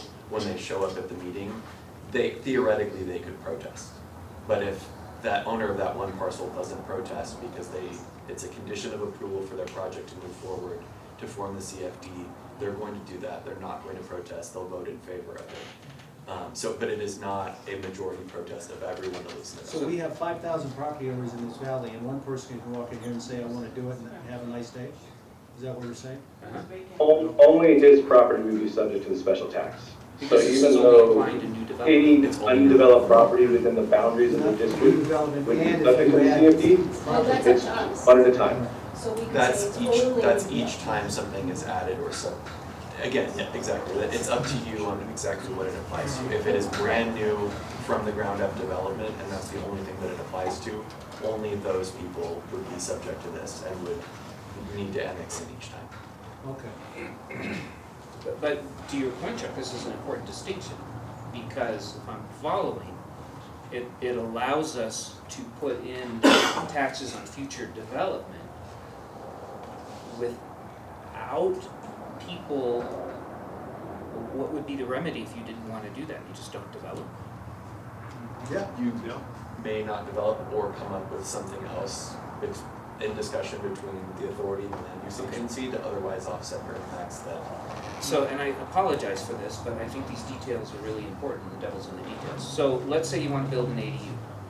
Are there restrictions, because I know there's all kinds of free passes for ADUs where you don't have to do all kinds of things, much to the consternation of many cities across the state, that ADUs get pretty wide berth when it comes to that.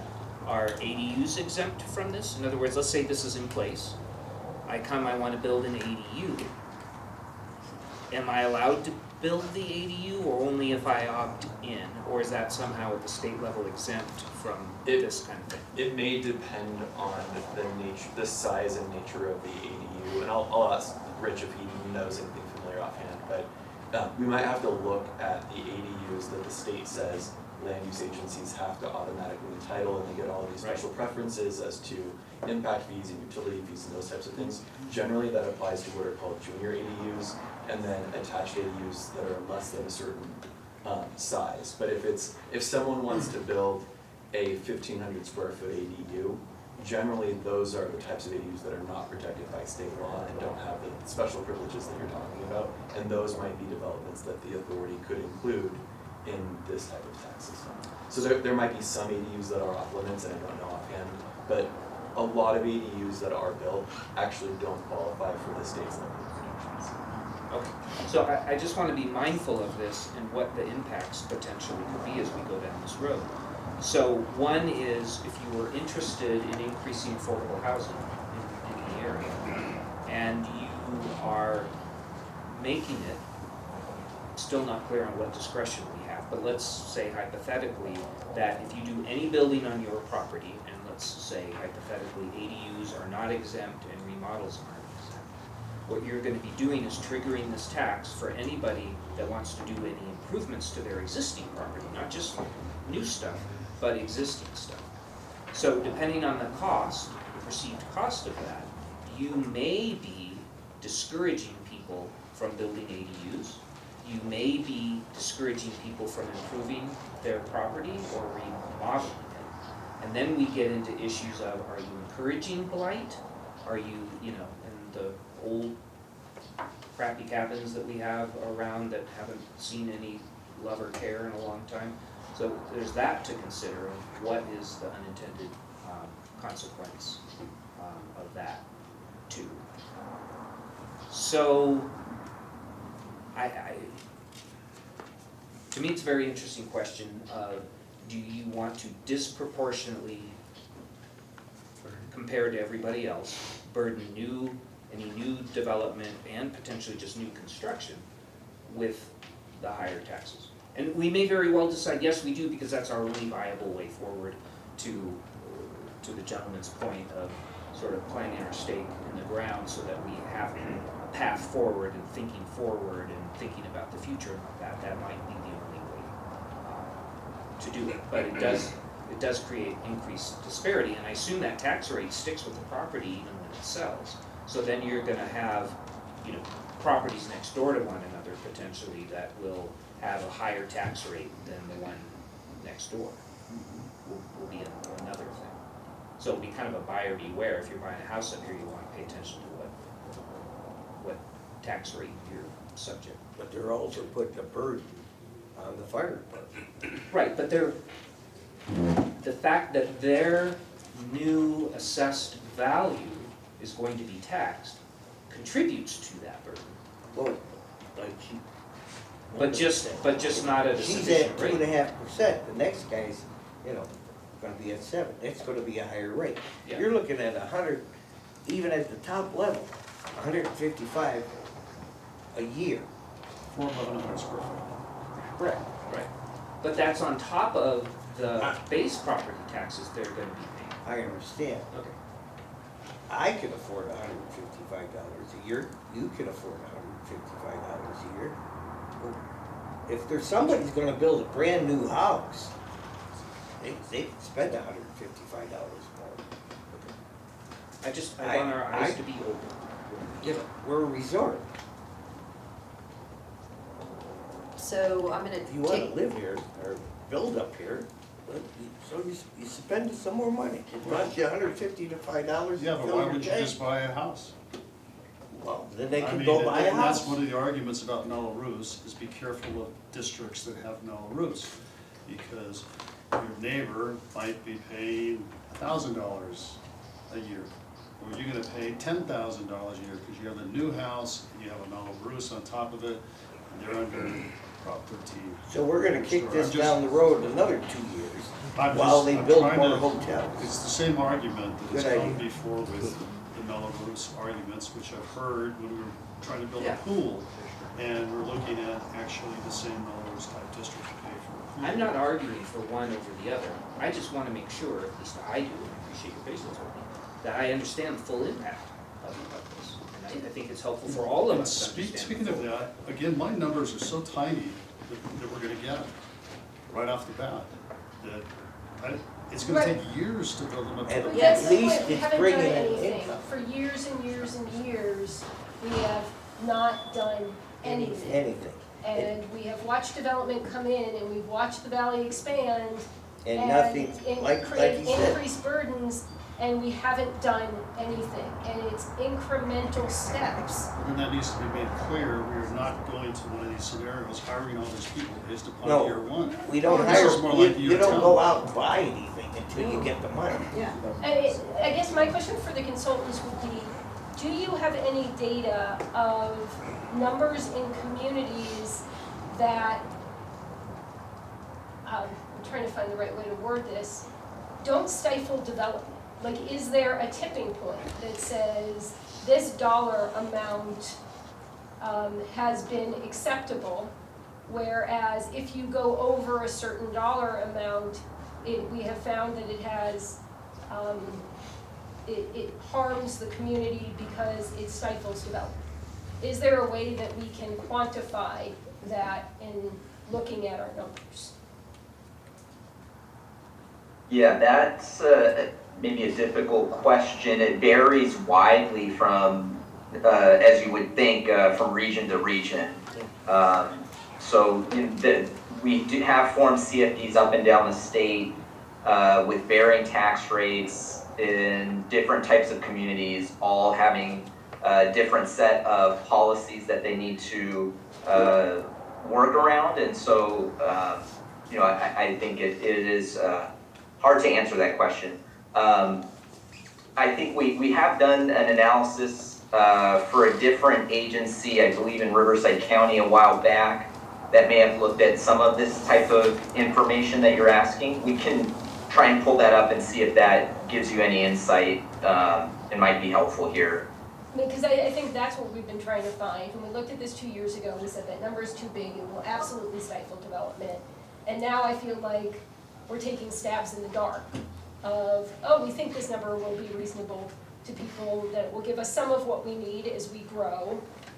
And we don't think we'll stifle development, but I'm taking a stab in the dark. I'm throwing, a dart at a dartboard, trying to figure out what that is. If there was some data that we could get that says if you do X amount, we find that it doesn't stifle development. And I understand that there's 1,000 different factors that we need to take a look at to go, who would this apply to? What is the unintended consequences of that? But I think we just keep kicking the can down the road, and the valley keeps developing, and people are coming in and we have a fire department that can't afford to give the level of service that we need and deserve as a community, and we need to start looking and asking and tackling the hard questions. And so, to the extent that there's data that we can get to do that, but I don't wanna wait another 2 years to, and if we have a consensus from the board that's like, no way in hell, I'm not interested, then let's not waste our time. But we're 2+ years into the ad hoc committee meeting strategy, whatever it's called.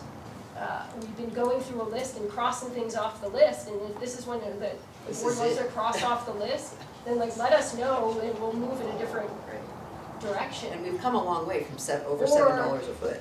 Or is there additional data that is needed, which I'm sure there is, for us to have a conversation about this? But days are ticking and development is happening and people are coming to our community, and we can either continue to do nothing or we can make hard decisions and do something. Can I ask a question, Kristen, please? On scenario 4, which I understand is our preferred one because it's the highest level of service, I want to make sure I'm following. So if I start on the first page, on the 4th column, scenario 4, this total of $2.6 million is based on some combination of this stuff down here, right? All three of those things. Okay. So that's a higher level of service than we have now. Correct. Okay. So let's just call that the Cadillac option. And we have a higher level of service there that costs $2.6 million a year. You anticipate that based on all the stuff that's detailed down in part 4, $1.55 a square foot, so much per unit, all of that stuff, that would generate $1.4 million in revenue. Correct. Okay, so we're upside down there by $1.2 million, right? So if you look at this, the second section on the first page, it describes that it's anticipated based on estimates for the amount of build out we might have, that we would generate 1.2 million in additional property taxes just because they have been built and they Right, taxed. which what I was talking about So we would anticipate that, so we deducted that from the requirement of 2.6 Okay. to say that in this scenario, we're trying to raise 1.4. And so all the calculations below that are a way to get to that 1.4. Oh, okay, I got it. So then the net B is 1.4. Correct. Because there's additional property tax at a base level that's coming in to cover that 2.6, right? That's correct. Okay, so then so that's all how all the fees work out. And then where does it show us how we end up? So if we need 1.4, how do we, the fees down in scenario 4 get us to that 1.4 basically? Correct. Okay. So what, the fees that are outlined on the 4th panel, the 4th part, will get us the money we need to do that higher level of service. And that's basically $1.55 a square foot for residential and then all those different fees for different things. Now remember, this is if we develop all this in. Right. Well, no, that's we based. We don't know how much we're really going to Right. do. But this is at build out? Or this is? It's 1,769 units. And we're averaging way under 100, I would bet, for the entire valley, in fact, probably more like 50 annually. Yeah, and I believe it addresses that, Director Herrick. So it's in a lot of years. So it's not based on historical building, it's based on max build out. bullet point number 2, Right. based on roughly 50 units per year times 35 years. Assumption would be a 2060 build out based on. Oh, what so we've this is seen 35 years out. Historically. If we build out. It's a start. Right, But we need to start. But the costs aren't, could be anywhere near the same here, right? No, there will be a CPI built into it. Okay, I'm just trying to understand how close we get to some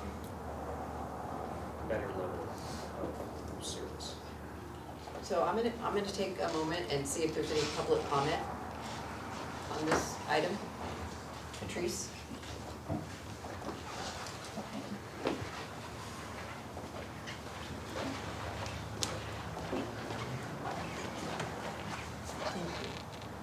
Okay. I would just encourage the Big Bear Lake folks to take a drive along 38 out Big Bear Boulevard.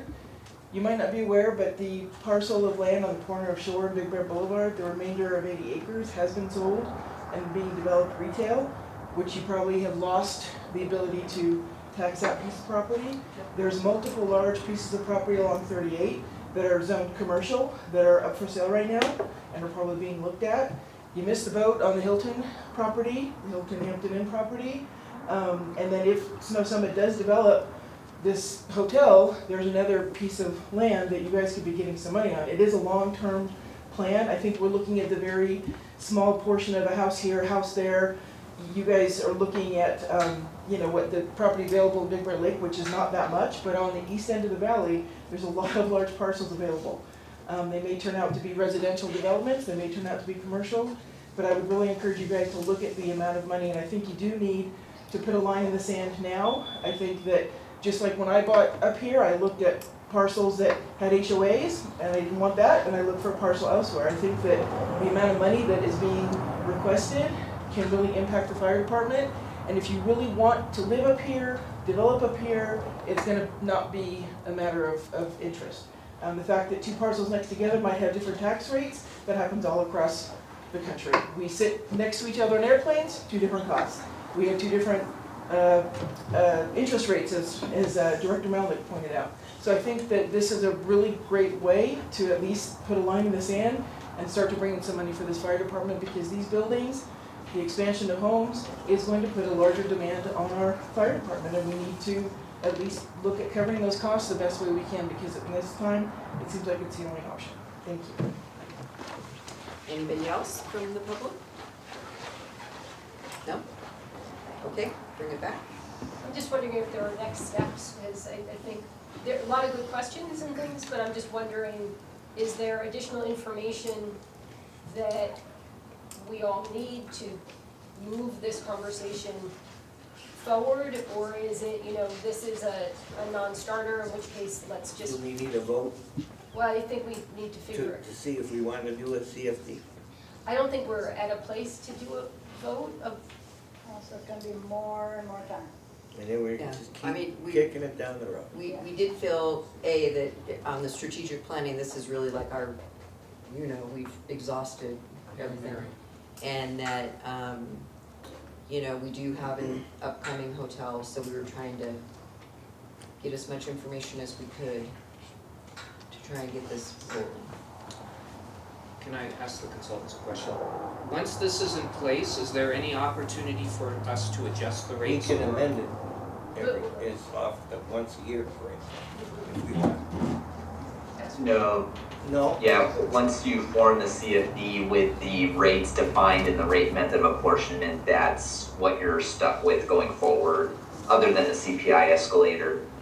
You can't amend it. So what I would options? just, I apologize, I would just add, the district has the authority to levy less each year if needed, so you can always put on the tax roll a smaller special tax if you felt it was needed, but you cannot exceed the max that you set here today. And then just another note, we could set it up differently for each property owner that decides to annex in or create their own CFD separately, if that was another option. what does that mean? Yeah, that makes sense. I think there, and correct me if I'm wrong, Rich, there could be a procedure to allow for different rates for each property owner that annexes in. We could do an analysis and set the rates that way. There is, from the perspective of annexable CFDs that are formed in a very specific manner, the district has the ability to change the tax based on the services, but based on the limited services being provided here, is that it's going to be fire and ambulance services for everybody. I don't really see that being a benefit, but that would come into play more as if from development to development, you have different, number of street lights, the number of landscaping in streets, the things that you're trying to to maintain are different. But here, everything's the same, so Nahal, I don't really think that would be helpful here, but I could be wrong, happy to discuss that further.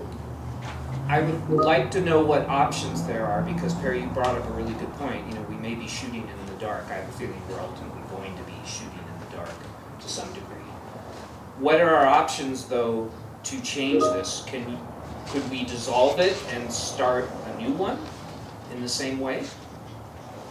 If we There are procedures you can dissolve a CFD at any time, and you can form a new one at any time. What you would not be able to do is go back to an existing development. So let's just say, for example, argument, we form a CFD, we put some properties in there, and now you're saying, let's dissolve it and form a new one.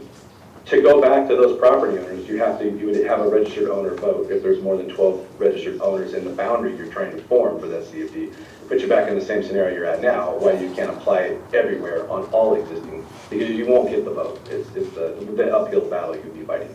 If you dissolve the CFD, do you lose that related tax money, or does that stay in place? No, that's gone. So when you dissolve the CFD, you lose the ability to impose special tax. So this is like on a set of property over a set of time, this is a one-shot thing?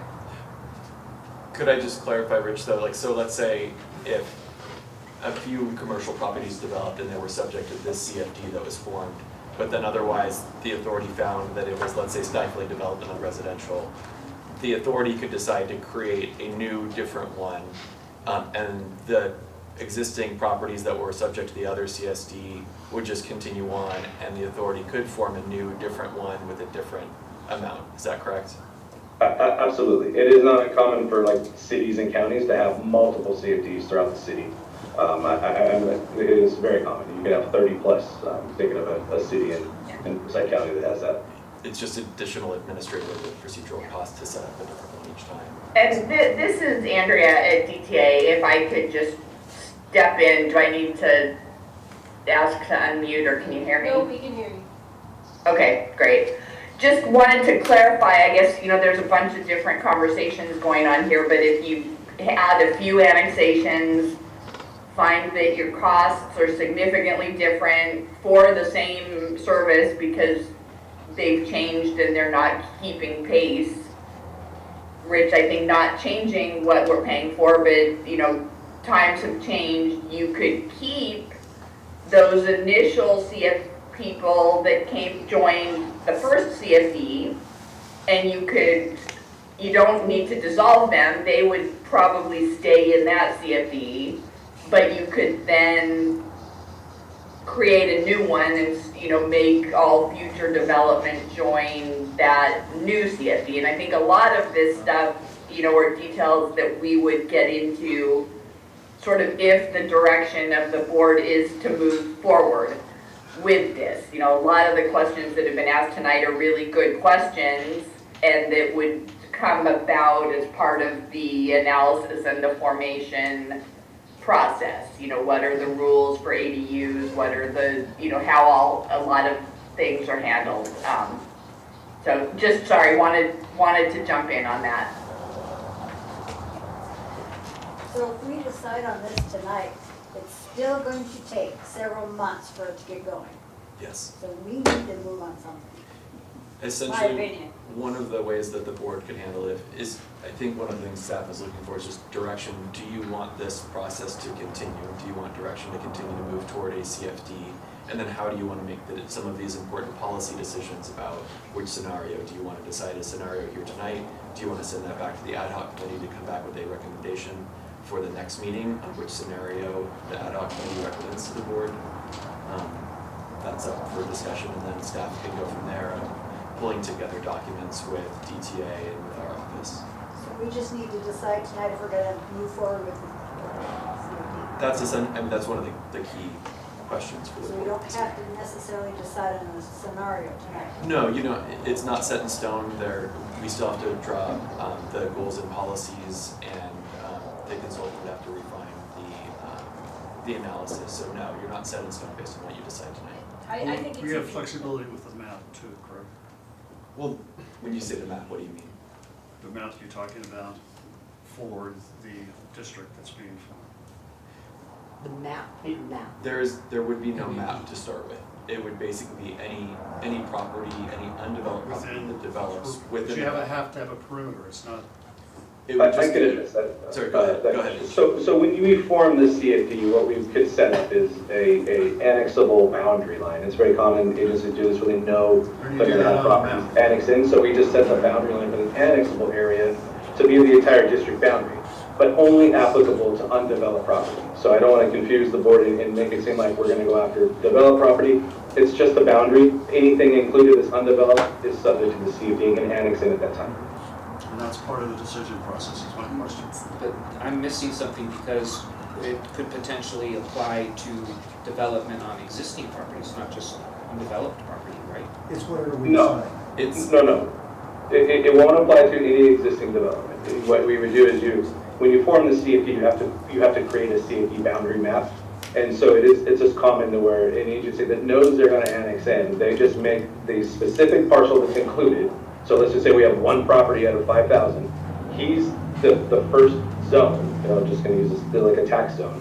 And then there's an annexable boundary that just mirrors the district's boundary that would apply to any undeveloped property. So if I Because wanted to, they- if I have a house that's 2,000 square feet, and I wanna add on an additional 1,001 to get over that 3,000, am I in the district or am I not in the district?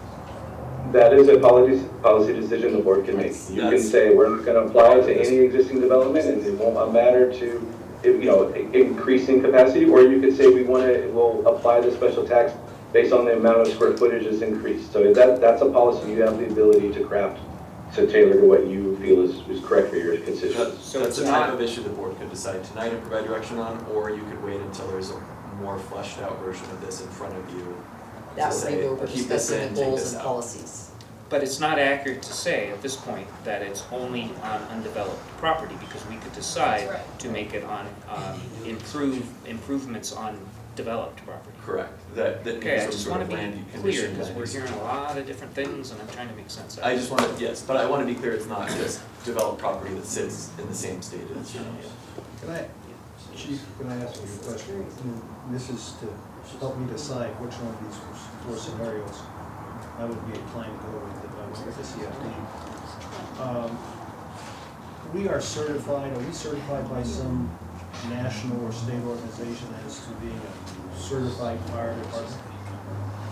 Certified fire department, we're recognized based on the qualification and certification levels that our employees have, most of them being at the state level. My question, I guess, then is more, you indicated that we do not meet national standards at this point. Recommendations. Recommendations. What kind of impact does that have on any certification or any approvals that this fire department may have of saying, we're great and wonderful? There's not a lot involved in necessarily what we send to the incidents. If you want to talk about like maybe ISO standards, that'd be more looking at, say, response times. What we send to the fires ourselves is based on a comfort level of the ability to fund positions. And we try to meet the recommendations of NFPA. And that, again, that was something that, was identified in the strategic planning process was, here's what we send to fires now. Here's the recommendations of NFPA, so here are the goals that we have for the strategic planning process. Do you have any experience or knowledge, and maybe BKK would know this, on what exposure, if any, this authority has because we don't meet the recommendations and a fire gets out of control? Have you seen any indicator that there's some liability exposure to that?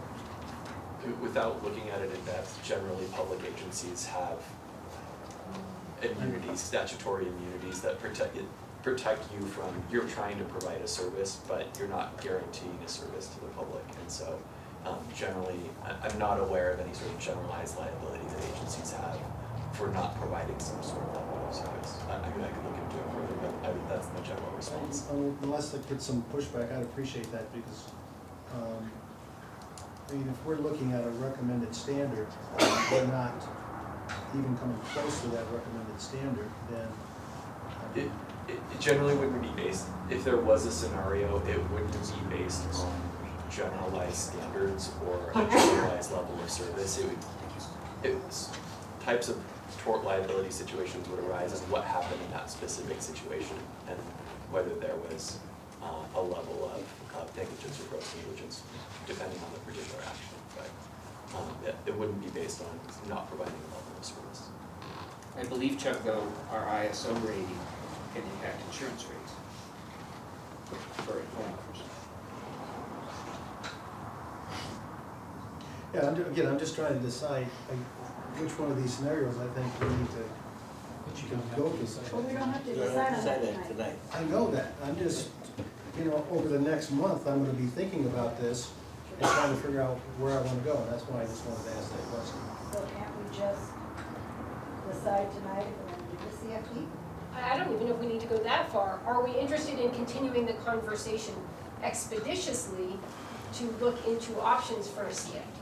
So we don't have to, you don't have to say, yes, you would vote in favor of it tonight, or it's, are you open to, do you want us at the strategic planning committee to go back and come up with additional information and additional scenarios to be able to present again, or is this just a dead deal?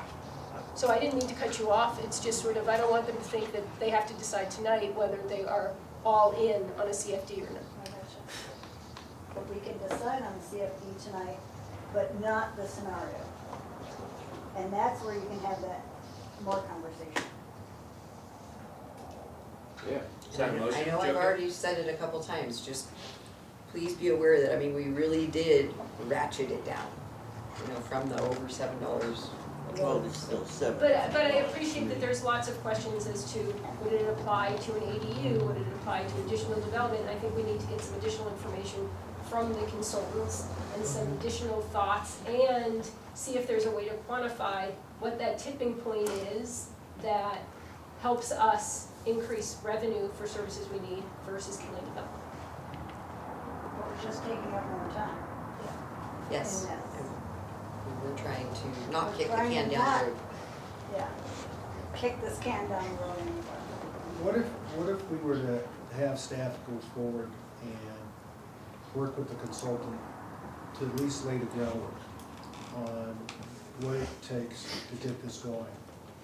So that if next month we're sitting here, they say, this is what we've done, we've accomplished all this, we can say, okay, go forth and do your thing, rather than sit here and go around and around. I think that's what Perry's trying to say. It's like either the strategic planning committee is done, or, because we've literally ran out of options.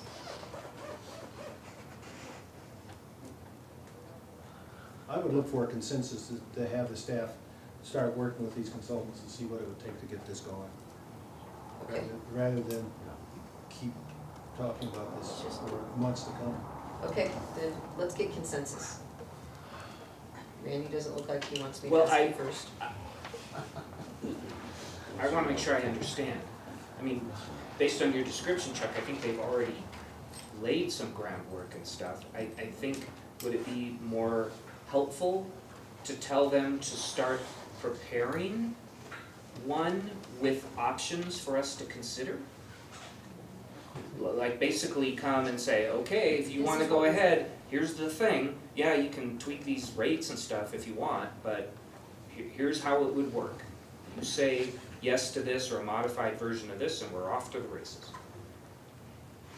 Is Yes, that'll work. Okay. So that's what we're getting consensus on. Yes. So, all right. Does that work? Yeah, that'll work. Okay. So, Randy. Sure. John. Hell yeah. Hell yeah. Not just a yeah, but can I get a hell yeah? Okay. Chuck. Yeah. Larry. Move on. Get it done. Rick. Well, no, and here's the reason why. We're talking about kicking the can down the road. The dollars are so small, waiting a month or two is going to be irrelevant. I mean, it's fractional the first year. It takes 35 years to get to the point where we're actually making money. And I have more questions than answers tonight on several different levels, and I'm going to sit down with Christian. We're going to go over it. because there are a lot of things that popped up. So, you know, do I want to get more information? Yes. Do I want to say this is a good idea at this point? No. At this point, this is not a good idea until we get more information, until more questions, until I can sit down and get more things defined. Okay, Joe Kay? Yep. Perry? Let's do the work. Bob? Yes. And Kendi, yes. Okay. So we have consensus that we. I guess we're meeting again. I guess we're meeting again, and we'll work on a date for that, so we can Soon. provide more information next month. My hope is, Rick, that between your conversation with Kristen and then when we have something material in front of us, that's not just words flying around, that you and me can get more. They work hard on this. What's that? You guys work It's- hard on this. I went to it's so many possible. meetings. I'm saying it is possible. It's just I've gone through Melrose fights previously, and that's what we're asking for. Just for clarification, for direction of staff for this, is the information that you'd like us to collect to include what limitations are there or exceptions for ADUs? Whether or not we'd be considered, Why don't we get together as the strategic planning? I think we all have different pieces that we've taken from tonight, and I think before we go to the consultants, it would be helpful for us to. For us to download? Yeah. Yes. Yeah, so we'll get a meeting. To the committee, can I make a couple of requests that I heard at least, that I Yep. think will be helpful to me, maybe others? I think it's real helpful, I know we've gotten this over the years in different ways and stuff, but really helpful just to get a really clear snapshot of, this is how taxes are collected now, you know, in this area, this is how it works, and in this area, this is how it works, so that it's super clear, and we should probably take that to our foreheads and keep that around for a long time. And then I'd also like to understand what the CFDs are in place now, and then if we do a new one, because you mentioned that there's at least one in place, if we do a new one, how does that impact it? I'd like to understand how that works. And then the other part is, I'm still not clear on what mechanisms we may have now to ask new development to pay more money, because maybe I misunderstood, but it sounds like we may have other You options. misunderstand, it wasn't a clear answer. Okay, so I'd like to get a clear answer. I mean, is it a case right now where we don't have to do the Melrose and we can just say, okay, folks, if you want to develop that project, here's what it's gonna take. Take it or leave it. I don't know if that's a thing or not. Impact fees, yes. Well, but I'd like to understand. I think that's a good piece to add to it. And then as you might work through it, I think, there, hopefully we've got some clarity, but just new development, and what does that mean, and how does that relate to redevelopment, improvements, ADUs, all of that are going to be the big questions I have.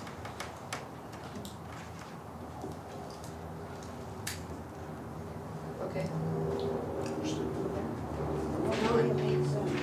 What's that? Hopefully it'll be soon. Yeah, no, we'll get on that, we need to get on that meeting ASAP. So the can did not get kicked. Didn't kick it. The can is still right before us. We're playing pass rolling with down it right this now. road. We're playing pass. And Rick, since we're on the finance committee together also, and I know you have a lot of questions about this, and since I'm on the other committee, I'd like to, maybe when we talk with Kristen, we can, and I don't mean on the finance committee day, but that one of, I'd like to be present so I can hear your input. Okay, all right. So moving on to committee reports, I feel like we've already kind of really, Pretty much gone over. yeah, kicked that one to death. So let's move to director's closing comments. May I? Yes. I'd like for us to talk about at some point on making sure the administrative offices are open here on Fridays. I mean, if that means 410s for the staff, then it doesn't cost us any more money, but we are a service organization, and I think we need to provide that service to the public that pays for our salaries. So I think that's important. And at some point, maybe when we discuss the finances, I'd like for us to have a discussion, probably in closed session, on personnel issues.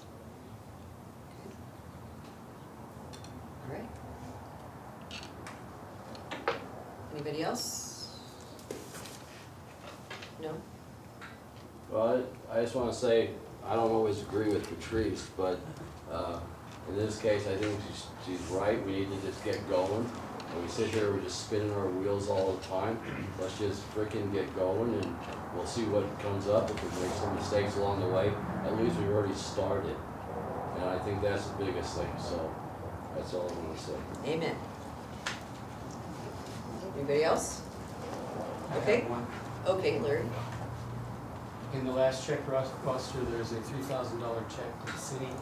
My understanding is that's their fee for having held 2 fire protection district meetings at Beaufort Hall. And by my count, there were at least 4 others, so I'm wondering if we're going to be hit with $6,000 more. I don't recall that ever coming up for discussion here to spend that money. Tonight and last meeting, we have spent more money in terms of videos, storage. Kristen's numbers will now have to change because she understood that we were going to get 6.28 million from the county, which will now have to change because we've got to hold some money back as the only source of paying for attorney's fees having to do with potential litigation for the fire department.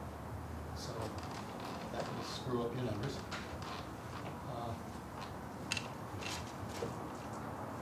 You have mentioned that you want us to be more aware of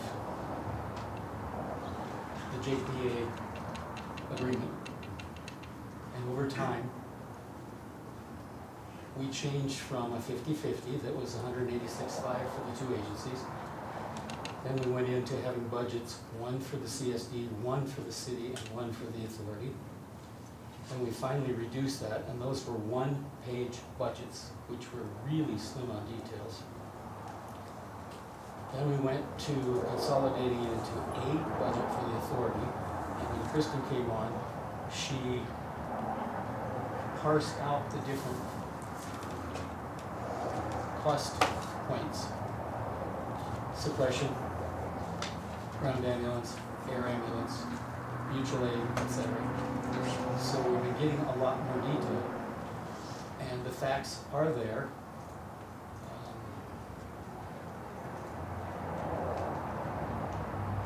We were supposed to have discussed issues, if you want to talk about personnel.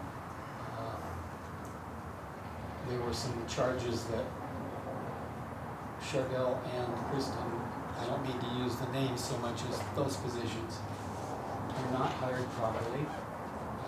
The agreement called for initially city employees, well, it also allowed for changing to have a CSD employee or an employee of the authority, which was brought to the board, it was authorized for the board, and the job descriptions were authorized by the board, which allowed the chief to hire to those positions. At no time am I aware of any collusion, which was brought up in the newspaper. I can only speak for myself. I have not been involved in any collusion in terms of our budget. I may not like the numbers that Willis and Krista brought up, but I believe those numbers, and we'll see for the $65,000 Citygate contract if it will bring up numbers that support what was presented, or if they show some need to correct. It is what it is. And we have been bringing all the money that we get here. It's not that we're squirreling away any extra money. It's what we get from the county and it comes over. That's all we can do. And it's important that the public remember that when Mr. Ibarra or even Patrice gets up and says, remember that our obligation is to serve the community. The reality is we have finite money coming in. And until we can find some new source of money, that's what we're limited to.